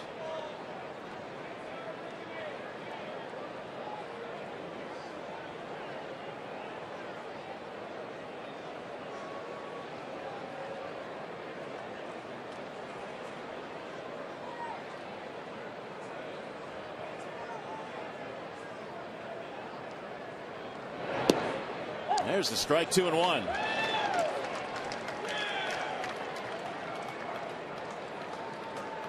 Well, the first 5 hitters tonight in the Mets lineup are a combined 12 for 18. It all starts with the guy on the left, Jose Reyes, who has a 4-hit night. There's a bouncer foul. 2-2.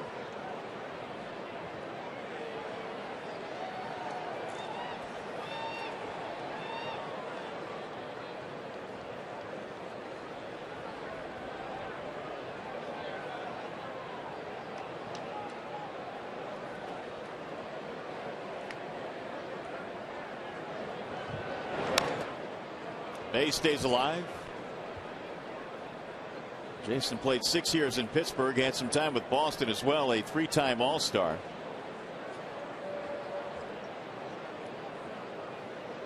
Jump started his numbers tonight with a grand slam back in the 4th, and now has driven in 20.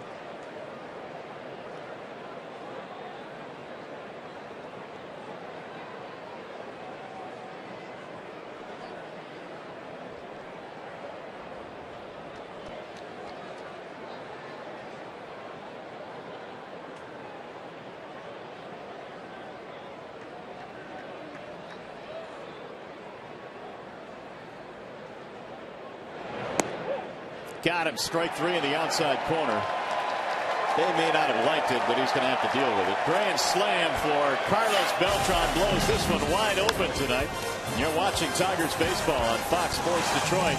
It's presented by Bell Tire.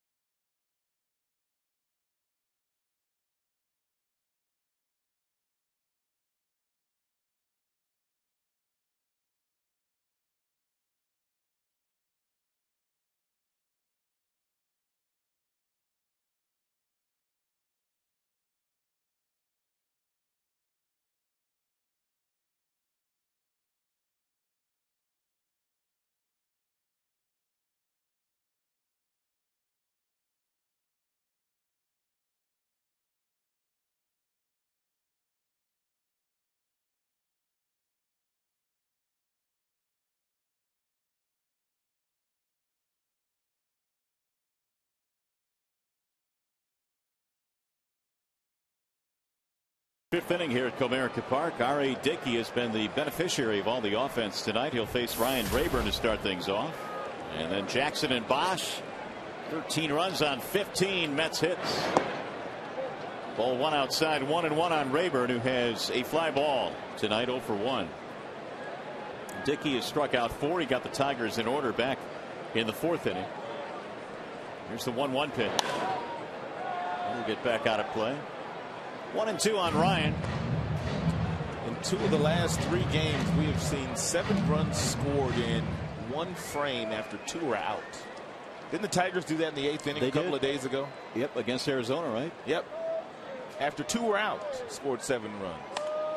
There's a line drive to right, base hit as Rayburn goes the other way.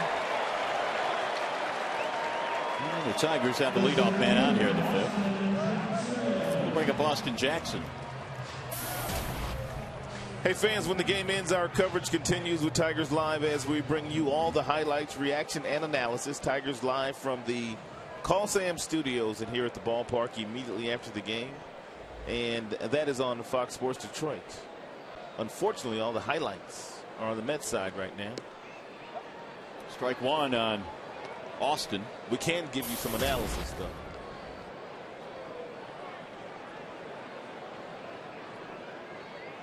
Jackson a single and a ground out. Ball high, 1 ball and 1 strike.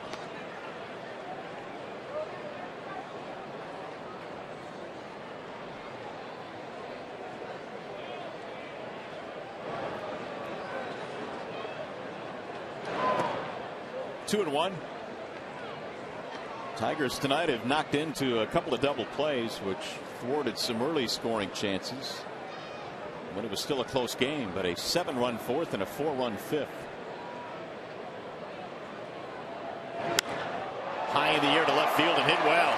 Bay turns on this ball and kiss it goodbye. It's gone into the bullpen, and the Tigers get on the board as Jackson hits his 4th of the year.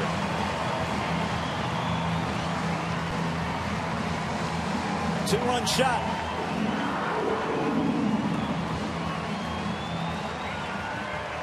Real nice, short, quick, compact swing by Austin Jackson. It's a fastball about 85 miles an hour that Jackson absolutely drilled. And I think Jackson knew that when he hit it. Sounded good coming off his bat. Bosch hits one down the left field line. That will go foul. 2 runs on 7 Tigers hits now.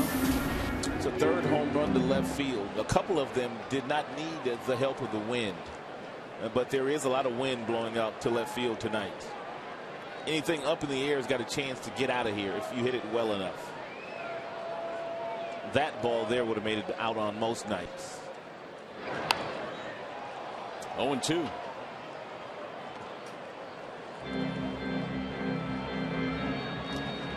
Bosch tonight a single and a double play ball.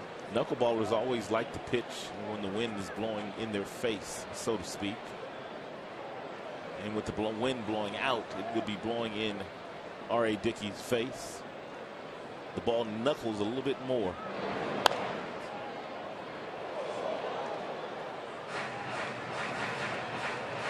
Dickey last year threw one of his best games of his career against a good hitting Phillies team. He hit the Phillies last August. Part of that season in which he was 7th best in ERA in the National League at 2.84. He became real popular real fast in New York his first year with the Mets last year. That one missed 1-2. It was the Tigers that came into this month of June hitting .300 as a club, but tonight it has been the Mets. They put up 13 runs on 15 hits.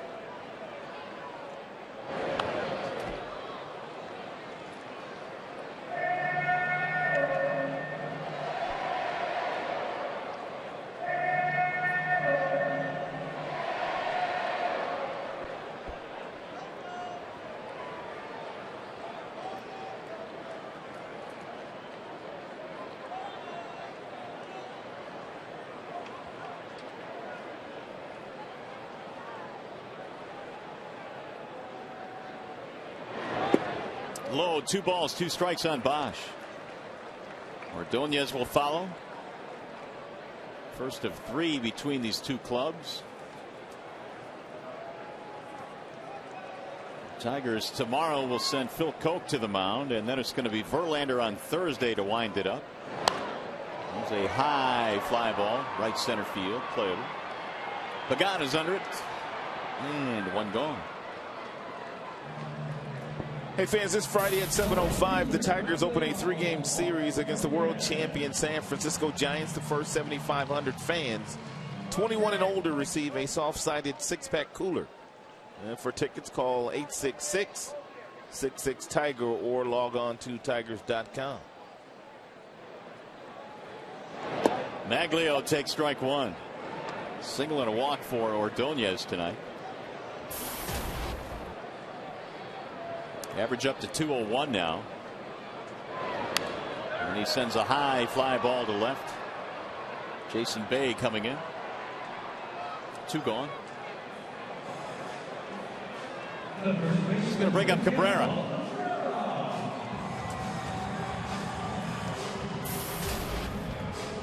Four home runs in this game tonight. 3 of them have been hit by the Mets. 2 of them for grand slams.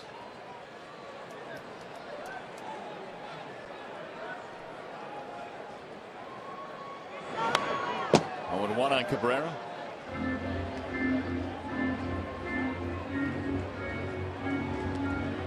On base twice tonight, single and a walk.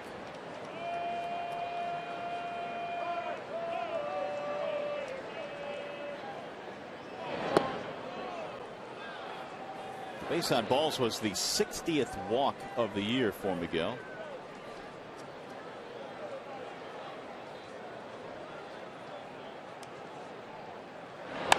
Bouncing ball to second.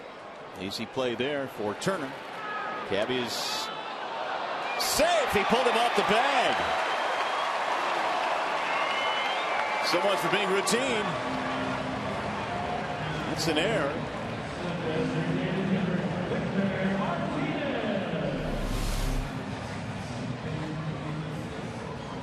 Way too much time, maybe. He nonchalanted it, and then he flipped it over there. And Duda could not stay on the bag while picking it. He's still juggling the baseball. Did he still have time to get back to the bag? Man, maybe not. His momentum was carrying him, I guess. So it's an error. It's a mental error there by Turner, second baseman. Here's Martinez. He's 0 for 2. And he pulls one on the ground under the glove of Duda into right field. Cabrera will stop at second base. And by making that miscue with 2 outs, it's going to cause R.A. Dickey into throwing a few more pitches here in the 5th inning, but really no problem for a knuckleballer. He could throw 200 pitches if he had to, and then come back tomorrow and pitch in relief.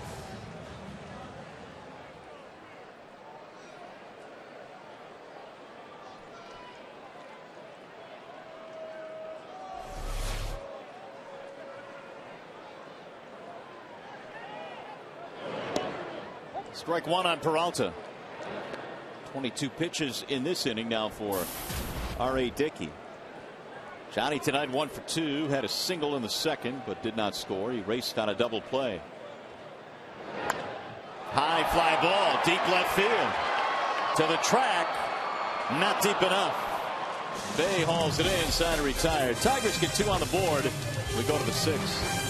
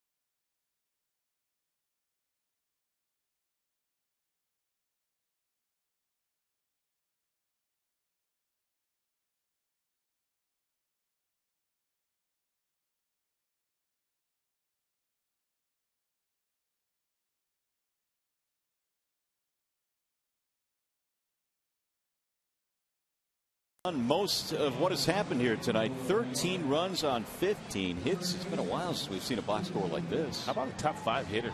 Are you kidding me? 5, 7, 8, 12 hits.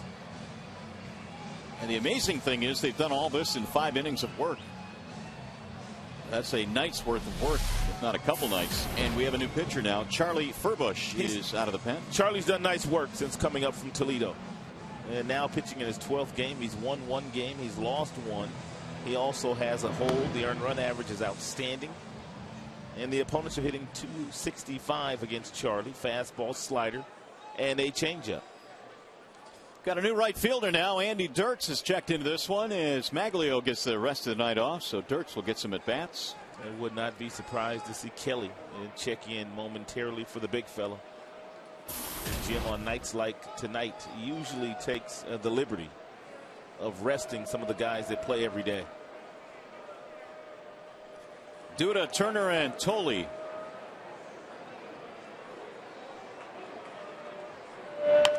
Lucas Duda has to be feeling a little bit left out at this point. He's 0 for 3 tonight, and his team has 13 runs on 15 hits. And he desperately wants to join the party. He struck out to end that long 4th inning. And the 0-1. That's what Charlie does very well. He can locate that fastball away from his arm side against the left-handed batters. At the knees on the black at 92. Good command with that pitch. See if he can do it again. In the dirt. 1 ball, 2 strikes on Duda. Breaking ball that time.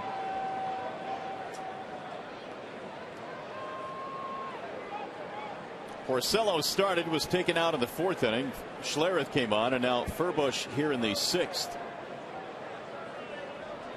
And the 1-2. There's a base hit to right. He hung him a breaking ball there. So Duda is on with his first hit tonight. We go back to the studio now. Game break time with Mickey York.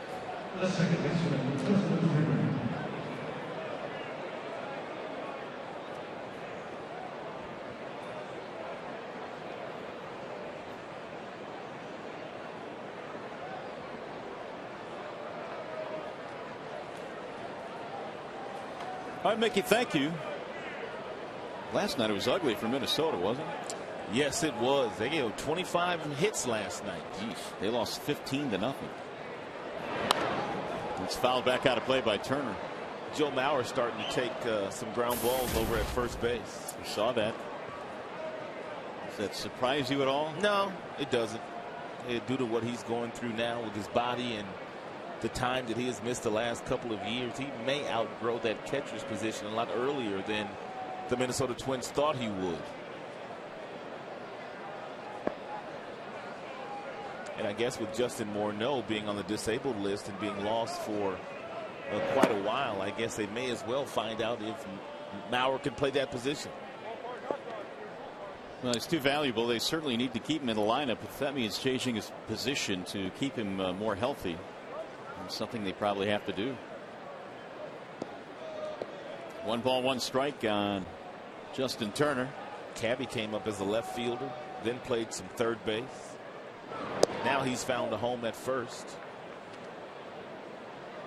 If there was ever a guy that could probably make the transition from catcher to first base, Mauer could do it. He was a really good high school quarterback.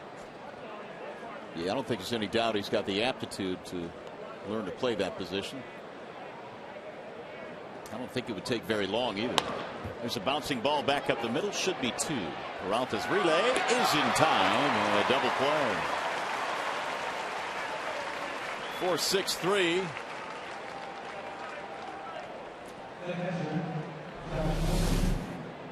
And Taylor made nice feed by Rayburn to Peralta. And Peralta caught the ball in stride and was able to turn it over before Duda made any contact with him. Duda was the base runner.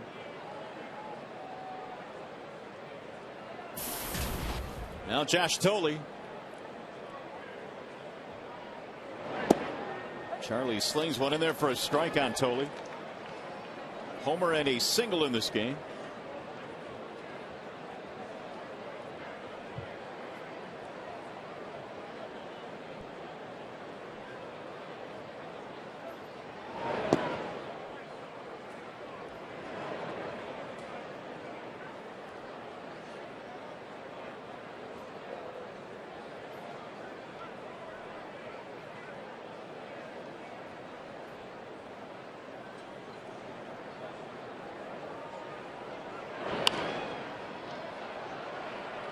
One ball and 2 strikes. Well, the Mets have hit a couple of grand slams in this game. Last time the Tigers allowed 2 grand slams in a game, 08 April. Konerko and Creedy for the White Sox did it. The Mets last accomplished it back in 06. Cliff Floyd and Carlos Beltran. Beltran has hit one of them tonight. That's low and away. 2 balls, 2 strikes. It is definitely something that you do not see every single day. And the last time it happened in the game before tonight, just a couple of years ago.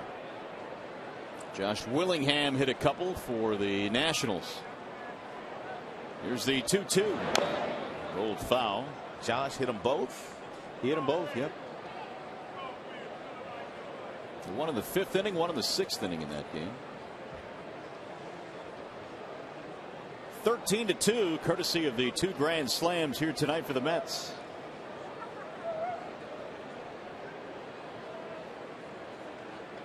Reyes on deck. They've not been able to get him out tonight. Bouncing ball right back to the mound. Furbush, nice play. Inning over, no runs, one hit, a double play. We go to the bottom of the 6th inning.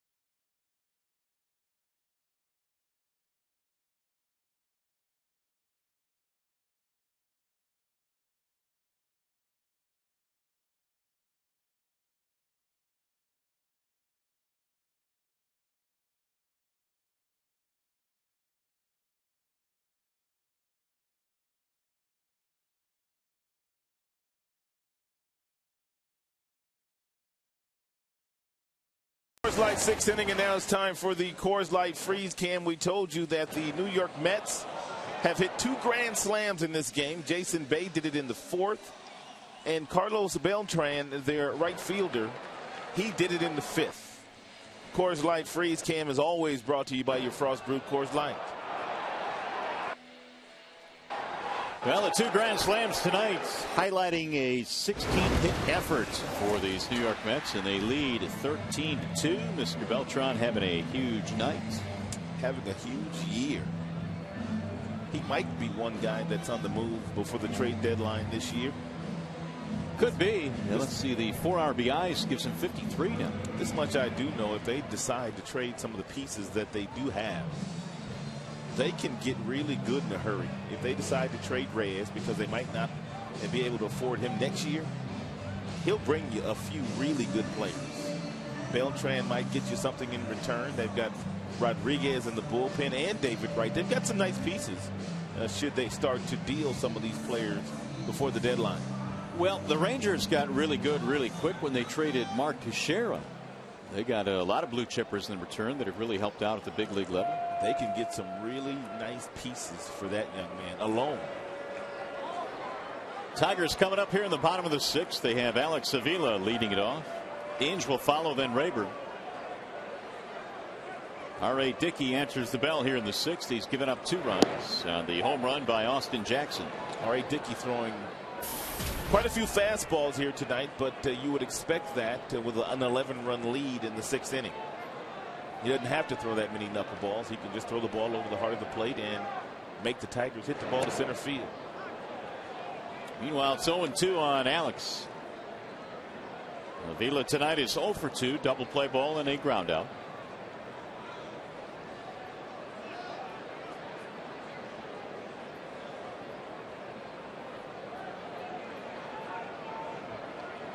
The 0-2. Shot to left, base hit, maybe more. Down the left field line, Avila hustling. He's on his way to second, and he'll get in there with a sliding double. Avila has his first hit tonight. The Tigers have their 9th. And that is something that Alex does very well with 2 strikes, is he gives up something.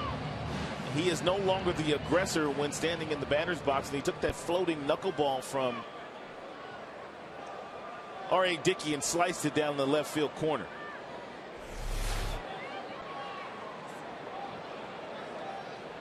Here's Brandon Inge.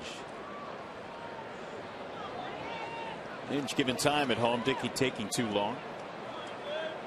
Tigers now have 9 hits, 16 hits for the Mets. Driven high in the air, deep into left field. Bay going back to the wall to make the catch. Avila tagging up, and he'll get to third base. Well, he's still hustling with a 13-2 score.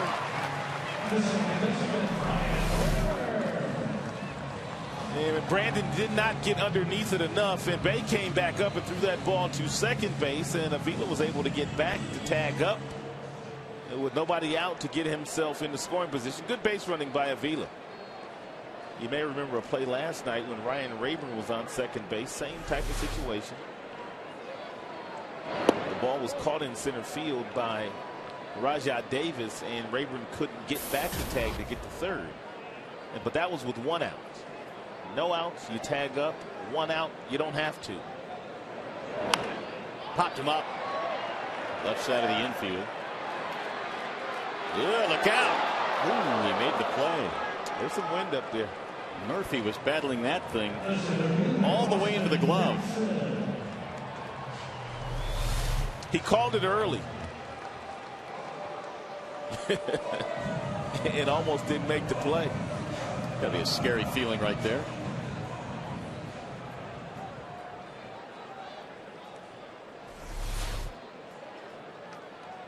Obviously, we've thrown quite a few more pitches here tonight than the New York Mets' R.A. Dickey's thrown.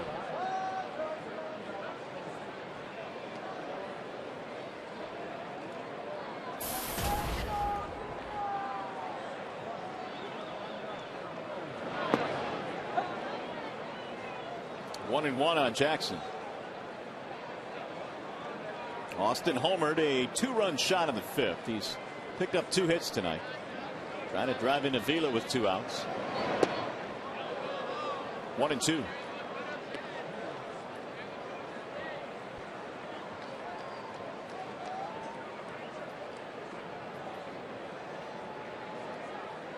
Alex started the inning with a double. He's standing at third right now. Outside, good stop by Tolley. 2 balls, 2 strikes, and Dickey wants a new baseball.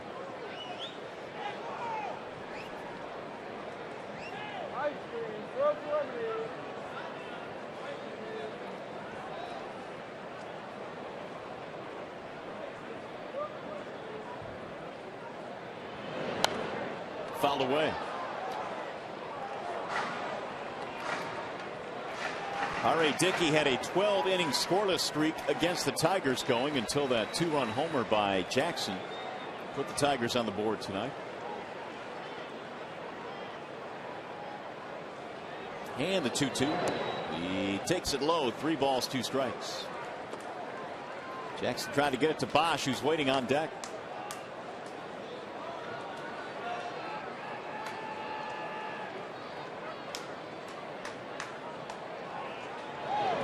Bouncing ball foul. Third base side right by Gene Lamont.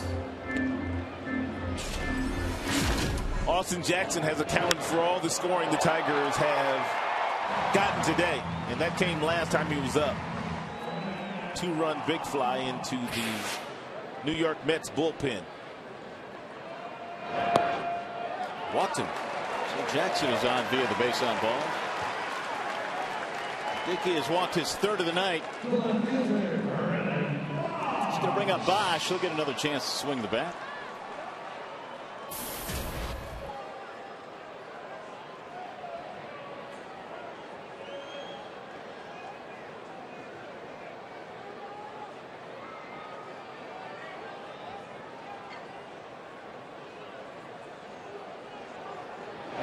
Bouncer right back off the glove, and Reyes has Johnny on the spot, tags the bag for the out. That'll do it for the Tigers. We're on our way to the 7th, 13-2.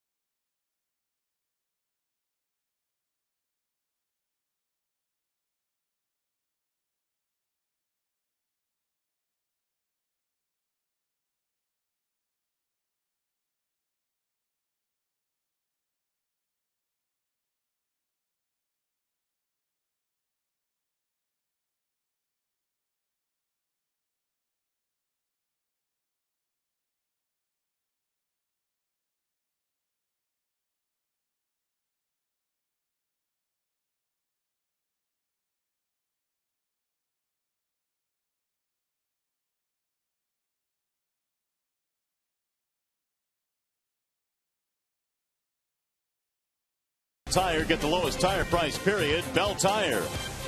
And by Nissan's National 10 event, Big Tent, tremendous savings. Visit ChooseNissan.com or your local dealer. Great night tonight here at the ballpark on a beautiful evening, with the exception of the score. It's 13-2 in favor of the Mets. They broke it open with a 7-run fourth.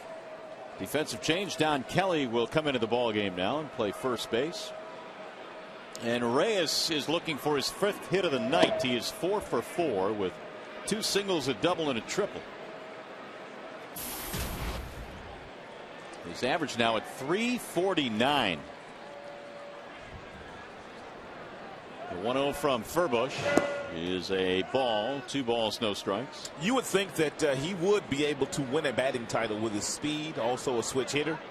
He doesn't strike out very much. As a matter of fact, he is the toughest to strike out in the National League, even tougher than Placido Polanco.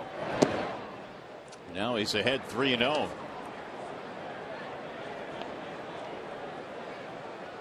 Last time the Mets had a cycle, this guy did it June of 2006 against the Reds. We'll have a couple of opportunities to do it here tonight.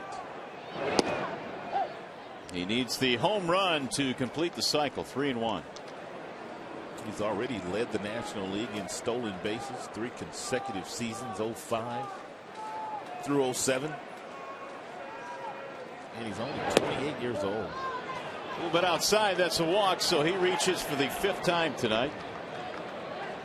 The designated hitter for the Cardinals.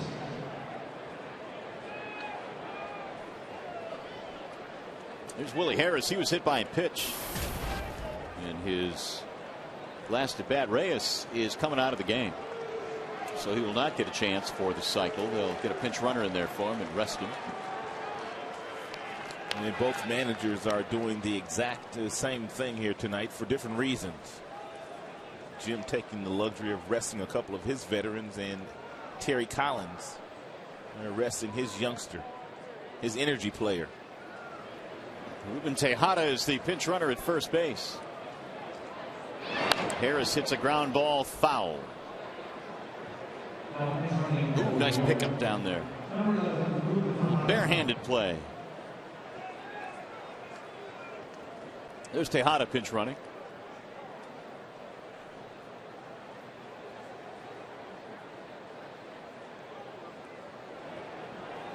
Oh, 0-1 on Harris.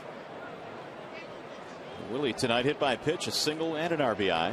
He has scored twice, and Furbush is ahead now, 0-2.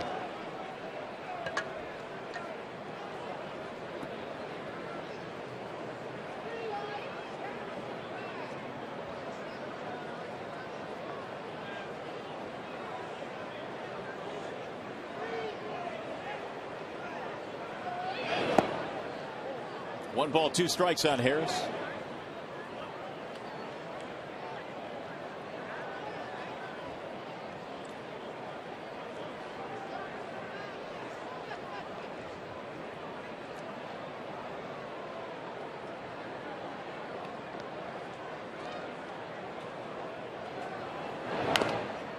There's a foul at the plate. 1-2 the count stays.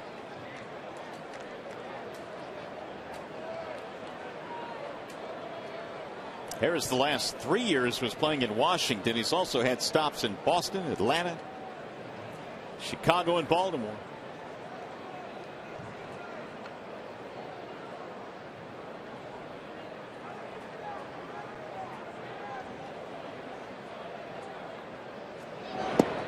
And he got him. Strike 3. Furbush has a strikeout. It'll be his first. 4th for Tigers pitching tonight.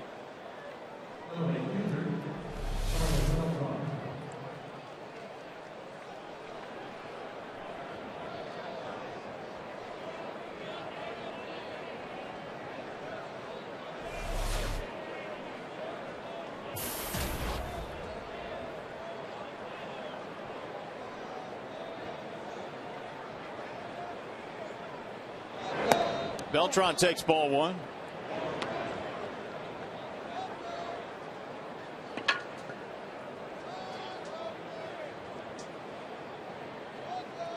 Grand slam home run back in the 5th for Beltran. 2 out of 4 tonight.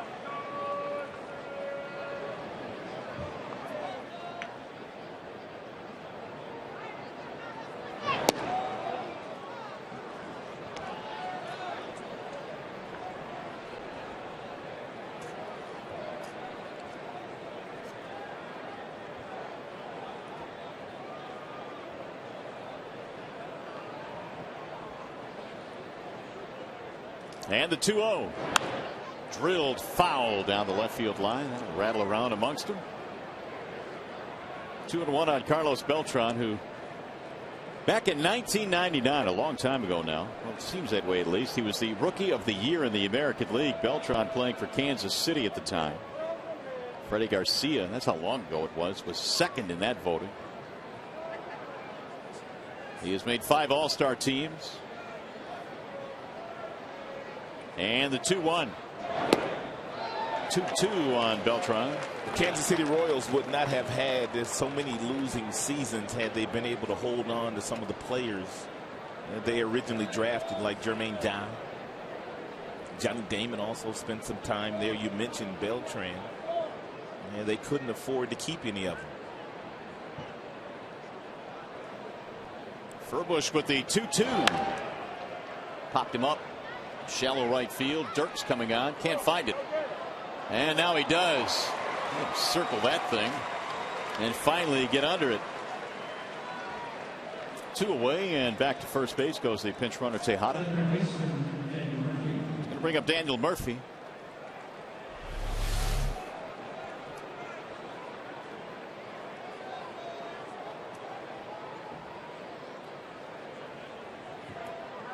It's a good thing it stayed up there long enough for him to find it. Murphy, a couple of RBIs tonight, single, double, 2 runs scored for the Mets. Fouled away.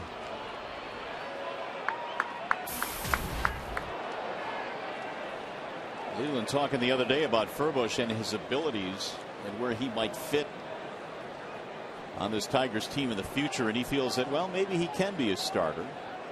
He was starting down in the minor leagues. Charlie put up good numbers. 2.91 ERA for the Mud Hens this year. In fact, was leading the International League in strikeouts at the time of his call up. There's a strike 0-2. Right now needed out of the pen, but his future may rest in the rotation.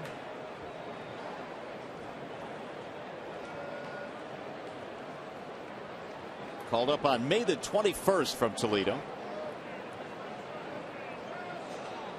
And the 0-2. Little chopper hit slowly toward first. Kelly will get there and win the race to the bag, ending the inning. No runs, a walk, 1 left. Stretch time here in Detroit.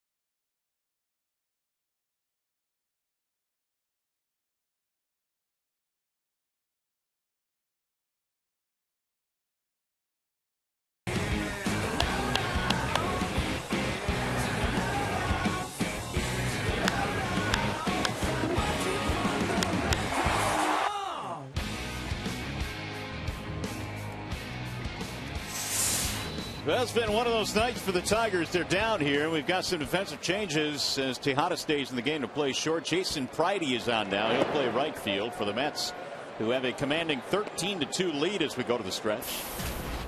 Dirks will lead things off. His first at bat in this ball game. And then Kelly will follow.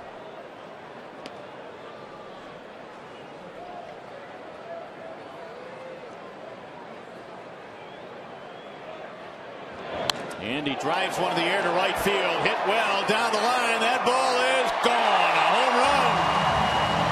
Dirks with a laser to right field, and the Tigers get another one back. Their second home run tonight.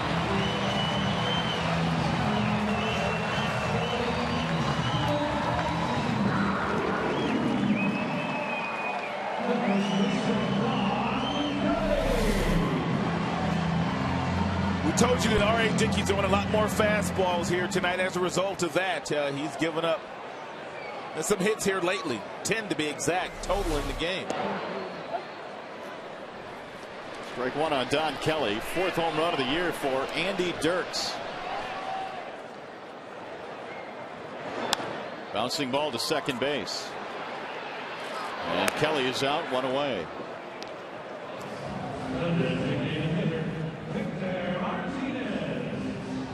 Bring up Martinez. Dirks has also picked up his 11th RBI to go with that fourth homer.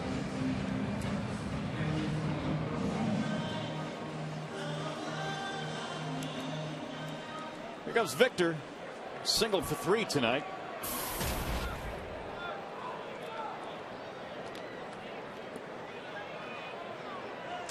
Average at 336.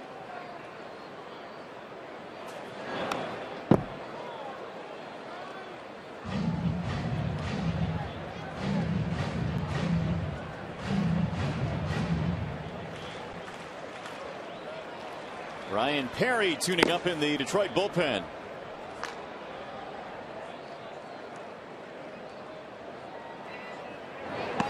Ball high, 1 ball, 1 strike.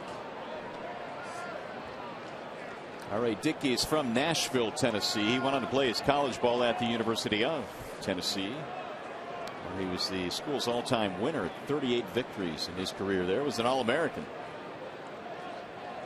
The 1-1. Fouled straight back. He was offered about $900,000 out of college to sign as a first-round draft choice, but when he went to take his physical, they found out that he did not have a ligament in his right elbow, and his signing bonus went from, I believe, $900,000 all the way down to $75,000. Dickey has found his way to the big leagues, though, despite the fact that that cash, at least at the front end, was not there. A little bit outside, so he's made some of that back, I would say. 2 balls, 2 strikes. R.A. takes a deep breath. He's gone as high as 87, as low as 60. Courtesy of Comcast.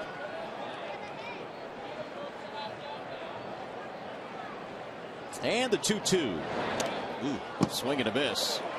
Martinez going to try and beat this one out. And he's safe at first base, off the bag. Due to try to cheat a little bit, but he pulled off the bag quickly.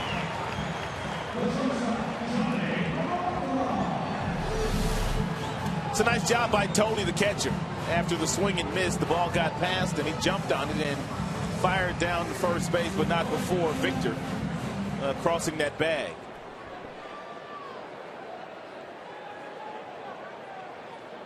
So for scoring, it goes as a strikeout passed ball. It's a lot closer than I thought it was. Here's Peralta.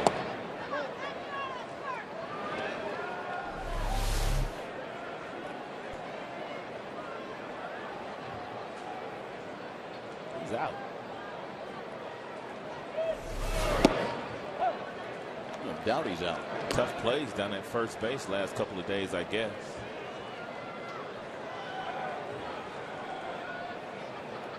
One ball, 1 strike on Johnny, who is 1 for 3.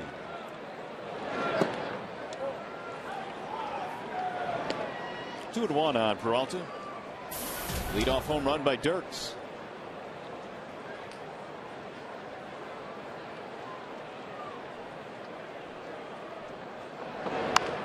Ground ball back to the mound. There should be a double play. There's look out. They get one out there as they collide. Miscommunication.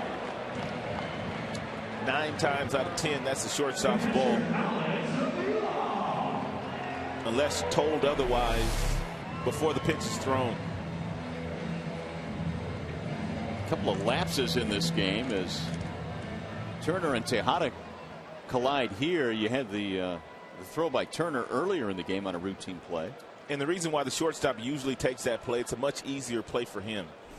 All of his momentum is carrying him over the bag toward first base, whereas the second baseman has to stop and redirect his body to get the throw back off. So some miscommunication there apparently by Turner, the second baseman. Sevilla with 2 outs. Alex doubled in his last at bat. They were unable to score him, though. He led off the 6th with a double.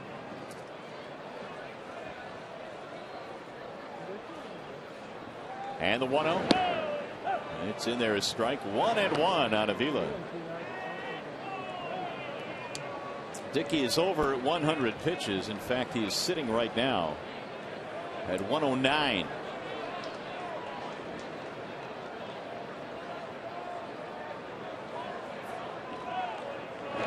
Swing and a miss. 1-2. 114 is the most he has thrown in this game. Pitch count not as much. Something you have to worry about as opposed to the conventional pitchers. Here's the 1-2. And it's a ball. 2 balls, 2 strikes. Only Tigers offense tonight coming on homers. A 2-run shot by Jackson. Solo homer by Dirks.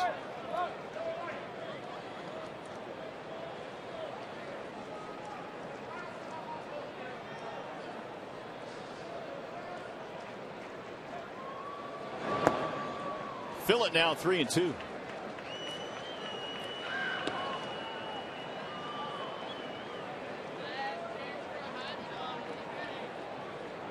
Inge would be next if Avila keeps this inning going.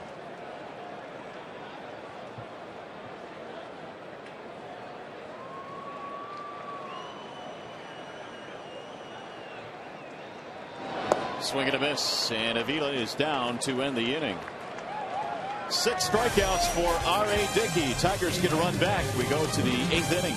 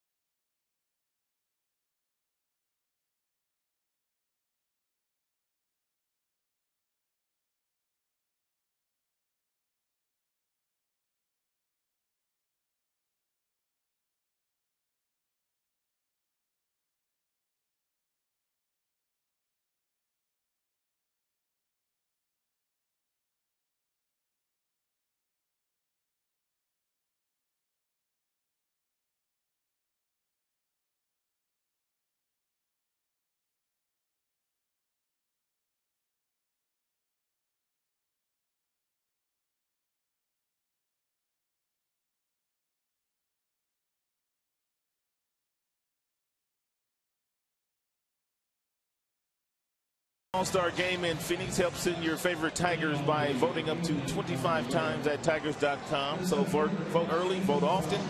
Cast your All-Star ballot now at Tigers.com. Alex Avila still has a shot to start the All-Star Game behind the plate. He's starting to gain on Russell Martin, 2.7 million votes. Avila, 2.3 million votes. Mauer is third on that list, then Saltilamakia. They can only put his last name on there because there's just not enough room. And then Yorvit Torrealba. So we'll see if Alex can get there as a starter. Here is Ryan Perry. He's the new Tigers pitcher. These days, at least the first few times you see Ryan Perry, you will see him winding up when he takes the mound, when there's not a runner on base. And that is something different for Ryan. When he went down to the minor leagues, he felt like his entire windup was out of whack because he always pitches out of the stretch. And so he felt like he needed to get back to the drawing board by going to the windup for a while. 1 ball, 1 strike, 13 runs, 16 hits for the Mets. Tigers 3 runs, 10 hits. Angel Pagan leading it off, then Jason Bay and Lucas Duda. With the way that Albuquerque has pitched out of that bullpen for Jim Leland, if Ryan Perry gets himself together, and they'll have a couple of really good right-handers pitching before Benoit and Valverde.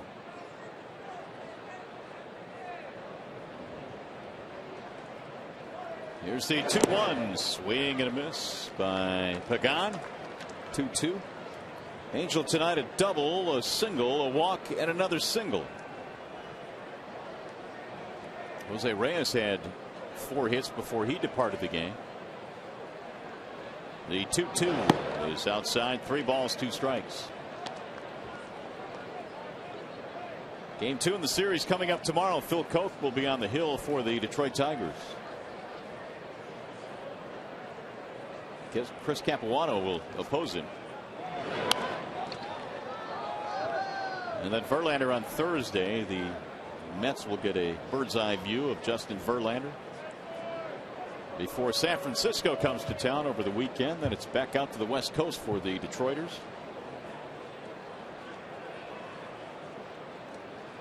Here's the 3-2. Ooh, he couldn't hold on. Count stays full on Angel Pagan.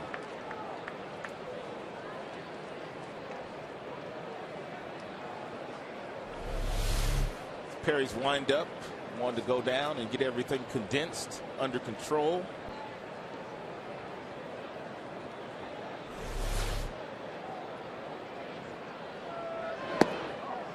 Walked.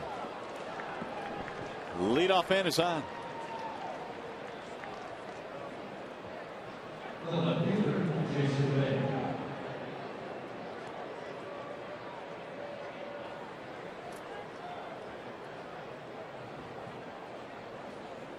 That is 4 straight frames now that the Mets have put the leadoff man on. And this is after they had already put up 13 runs. 1 ball, no strikes on Jason Bay.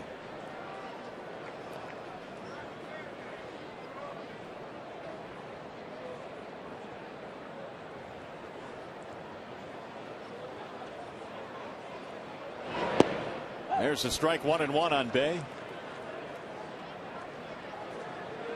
7-run 4th inning, the big inning tonight for the New York Mets, and that included the grand slam by Bay. 1-2.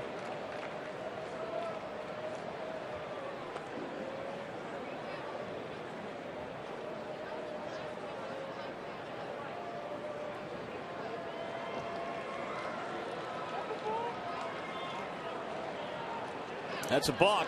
A balk has been called on Perry, so that'll move the runner to second base.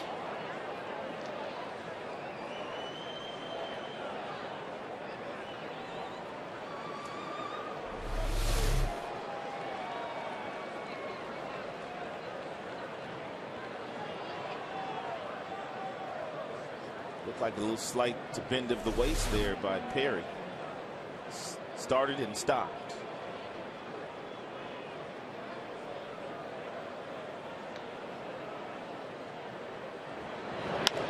Ground ball, third base side, fair ball behind the bag. Inge guns and gets him.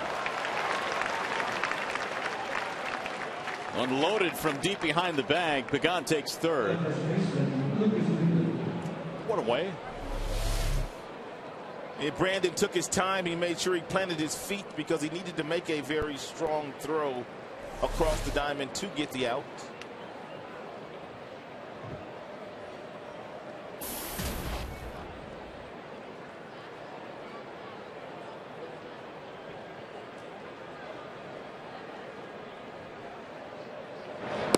Duda takes a strike. Infield coming in now for Detroit.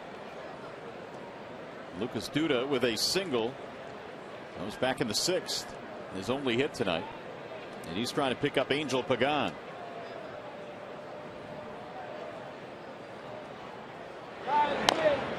Rolled foul. Make it 0-2.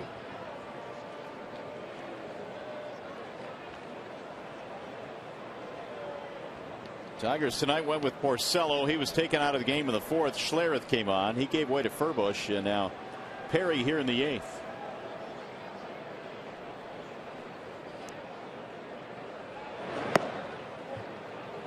One and two.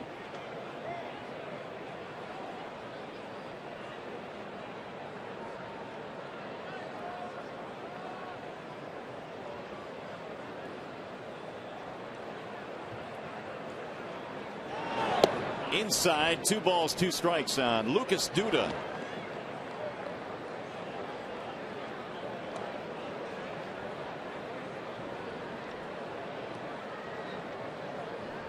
On deck, Justin Turner. Here's the 2-2. Lifted back out of play.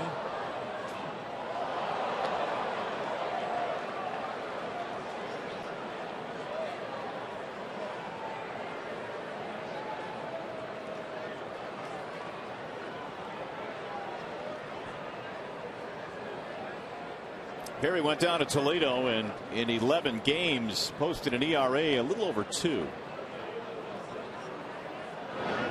That's way outside. 3 balls, 2 strikes. 16 strikeouts in 16 innings for Ryan as he tried to straighten himself out down at AAA.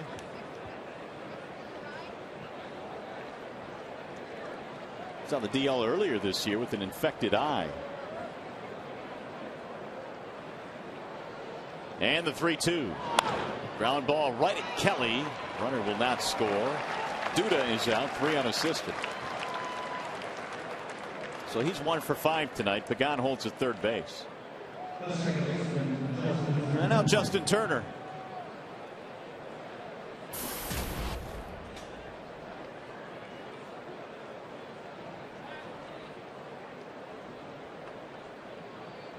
Walking a double play ball tonight for Turner, aside from a couple of ground outs. He has scored a run.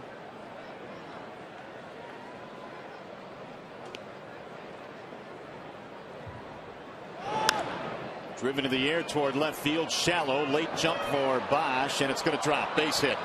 That'll get another run in. Bosch was frozen on the swing, and then it was too late to recover. Turner gets a single and an RBI. It's their 17th hit tonight.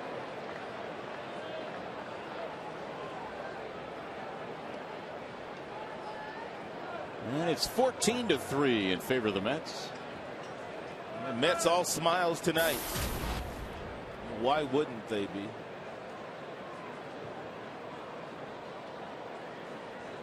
Here's Josh Tolley. Ball 1 to Tolley with a single and a home run tonight.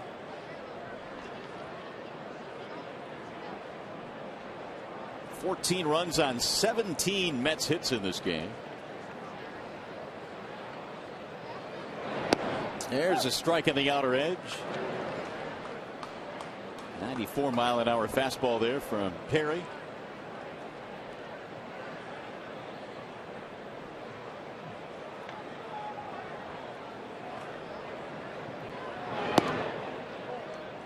Two and 1. Cleveland and Arizona tonight. They're just underway as Percy starts to warm up. That game at Chase Field.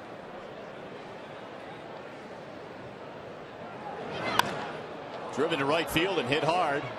And Dirks will run it down to end the inning. Mets get another run. They leave a man, and we go to the bottom of the 8th, 14-3.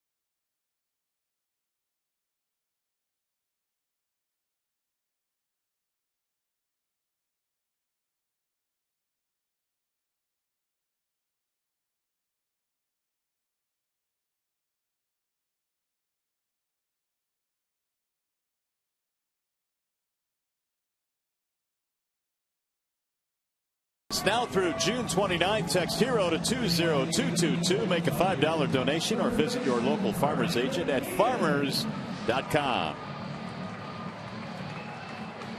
Well, it is 14-3 with the Mets on top. You see the big 7 spot in the 4th inning. That was the difference in this one here tonight. It kind of broke open a close game at that point. And the Tigers coming to the plate here in the bottom of the 8th inning. And they will face a new pitcher, Bobby Parnell. The New York Mets have finally scored some runs for their starter tonight, R.A. Dickey, who had not been getting a lot of run support. And Dickey came in with 7 losses, but he had pitched much better than that. Parnell replaces him.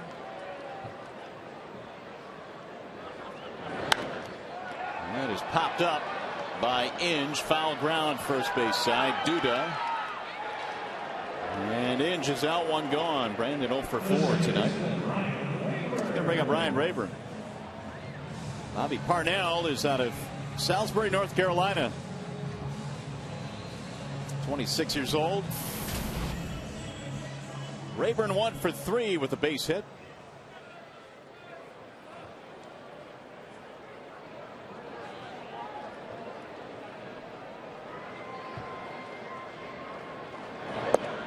Tigers have 10 hits tonight. They've managed only 3 runs, though. They have all scored on homers. A 2-run shot by Jackson, a solo shot by Andy Dirks.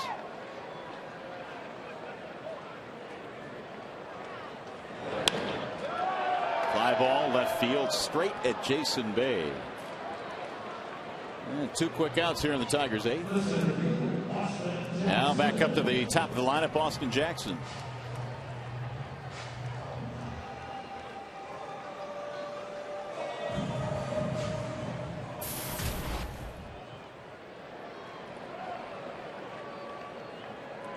AJ hit his 4th home run of the season back in the 5th. And he drives this one in the air to right center field, sinking and caught on the run by Pridey, ending the inning. Tigers go quickly and quietly in the 8th, which means we go to the 9th.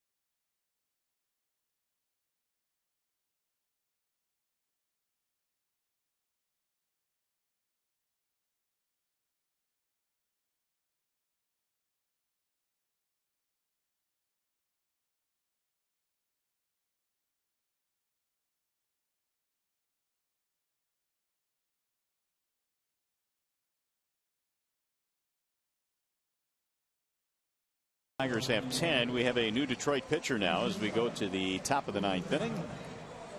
And left-hander David Percy takes over. David Percy pitching in his 3rd stop this year. He started in Toronto, went to Oakland, now finds himself wearing the Tiger Whites. And the numbers are pretty good overall in 23 games for David. Top of the order coming up. Ruben Tejada will lead things off, then Willie Harris and Jason Pridey. Tejada getting his first at bat after taking over for Reyes as a pinch runner.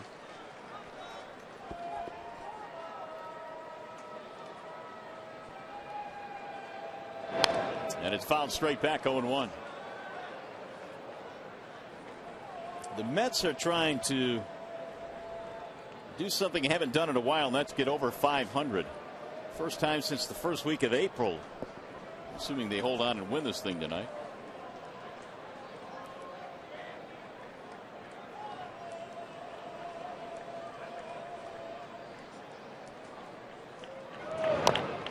Little tap behind home plate, 0-2. Looks like Scott Harrison's moved to the on-deck circle, so he's going to pinch hit for Willie Harris. As Terry Collins continues to use his bench. Both managers have.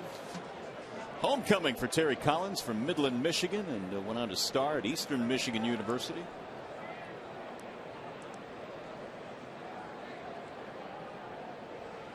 And the 0-2. Swing and a miss. Percy has a strikeout.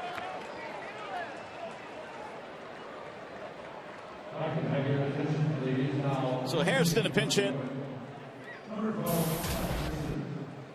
He's batting .243.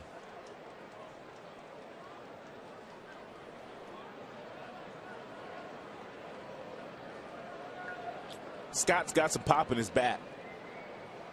He can clobber a fastball.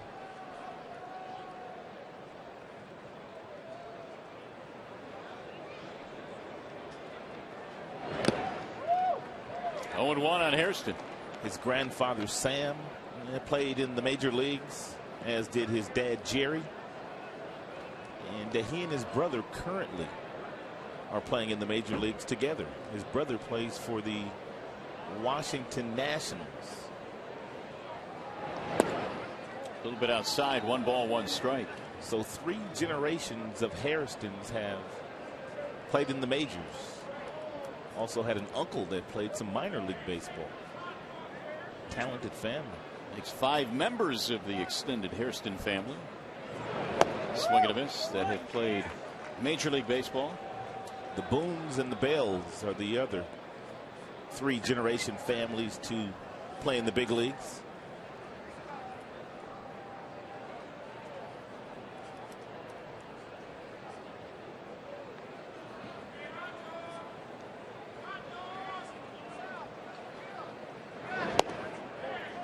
Two balls, 2 strikes on Hairston. Pridey will be next. Harrison went to junior college in Arizona. Fairly high round draft choice out of Central Arizona. We'll get way out of play. You don't always have to go to the D1 schools or the D2 schools to get to the major leagues. Just have to play when you leave high school. If your goal and your dream is to get to the big leagues, no matter whether you're playing at a junior college or what, you just have to get some at bats.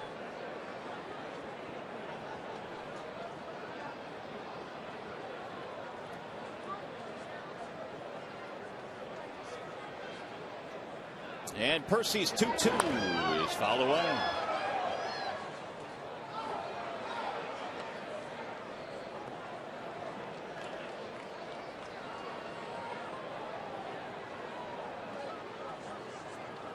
Perry pitched the 8th, and now Percy here in the 9th. The Mets tonight have hit 2 grand slams, in fact, in consecutive innings. And the 2-2 fouled straight back again by Hairston.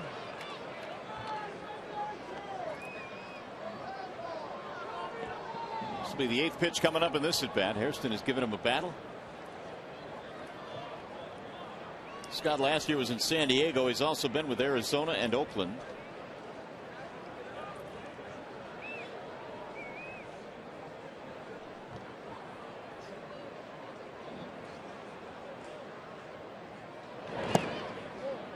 Three and 2 now on Hairston.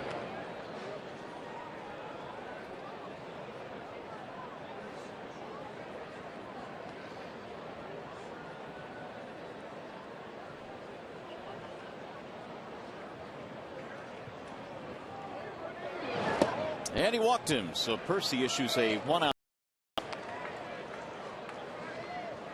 Boy, the Mets have had base runners galore tonight. They've had at least one base runner in every inning, and in most innings, multiple base runners. Here's Jason Pridey.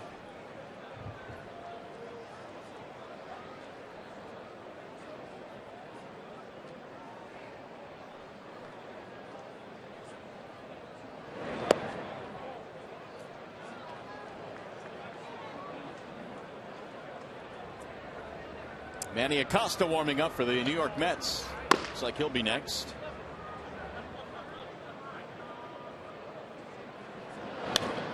Fouled back out of play. 1 ball and 1 strike on Pridey.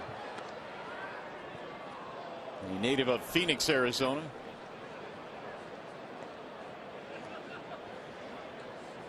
His only other big league time was with Minnesota. That was in 08 and 09. Did not play in the big leagues last year.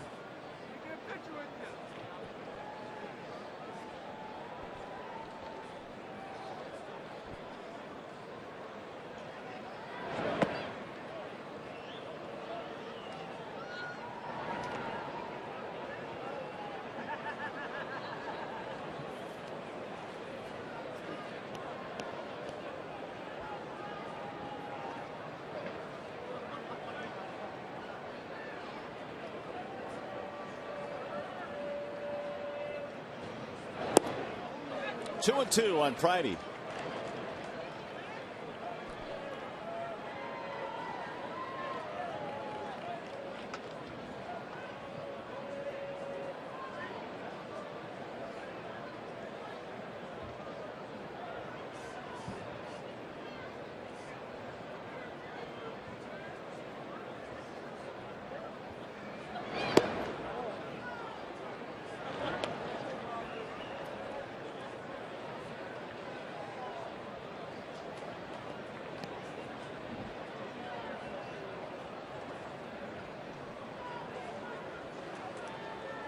Three-two pitch. Drill to right field, base hit. So the Mets have just picked up their 18th hit of this ball game. And that'll put runners now at first and second. And one of those nights for the offense for the New York Mets. A night that they would love to bottle. Terry Collins has had just about everything go right tonight.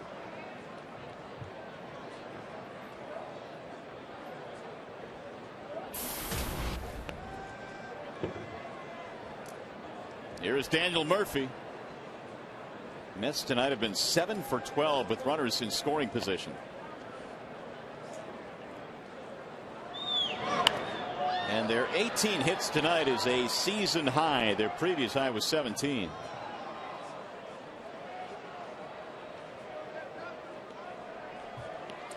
Dave Hudgens, that's their hitting coach right there with the glasses on, seated next to Terry Collins, who is standing to his left.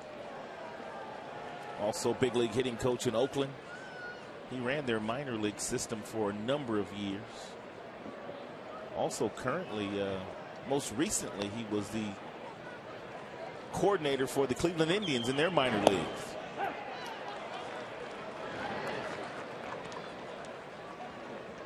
No balls, 2 strikes.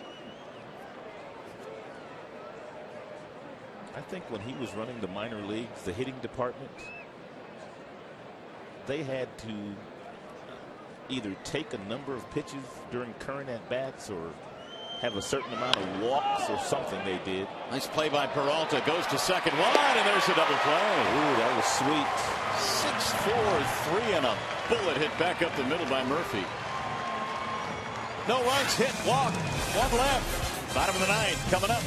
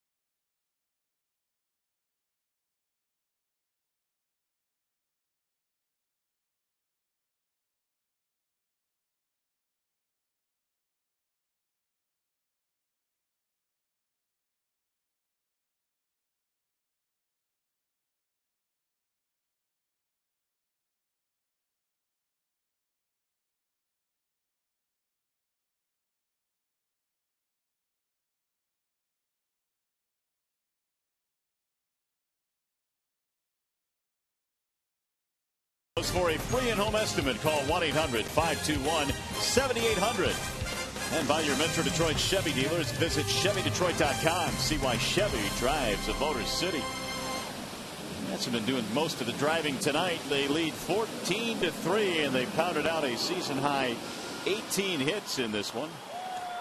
And the Tigers down to their final swings. They will do it against a new pitcher. That would be Manny Acosta. The Mets had a day off yesterday while the Tigers were playing the one-game makeup against the Toronto Blue Jays, so they were well rested coming into this game here tonight and swinging the bats like they were well rested.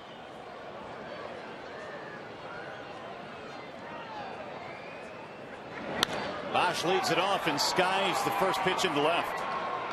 Jason Bay camping under it. One pitch, one out. He's going to bring up Andy Dirks. So Acosta replaces Parnell. Replace the starter, R.A. Dickey.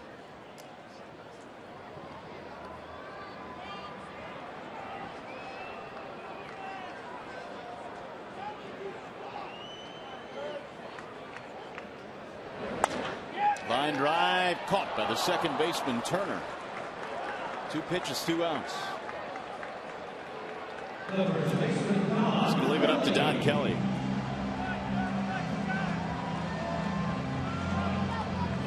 Manny Acosta's been playing pro ball since '98. Broke into the big leagues in '07 with Atlanta. And now looking for the final out here as Kelly stands in. Donnie is 0 for 1 in this game, replacing Miguel Cabrera late in the game. Strike one.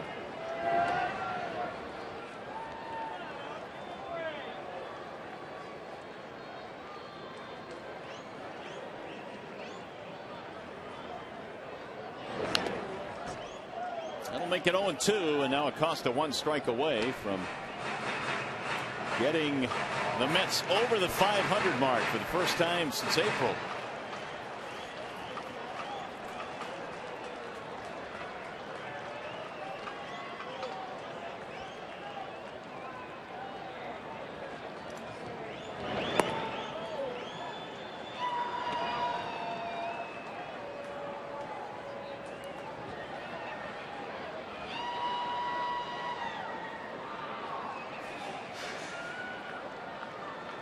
The 1-2.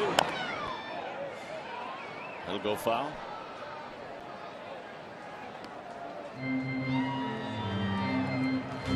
Mets trying to win their third straight. Plays pretty good baseball on the road. They're 21-19 on the road as Casper Wells picks up a bat and moves on deck. We'll see if he gets a chance to hit.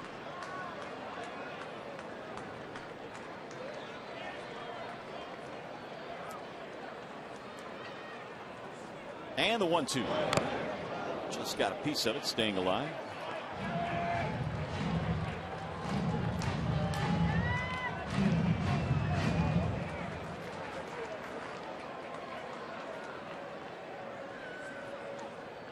Jason Bate tonight with a grand slam. Beltran also hit a slam. Swing and a miss, and that'll do it. A long night of baseball for the Tigers finally comes to an end as they go 1-2-3 in the ninth inning, and a huge win tonight, at least in the run column. 14-3 our final score as the Mets take game one in this 3-game interleague series. We'll step aside, come back, have a whole lot more from Comerica Park right after this.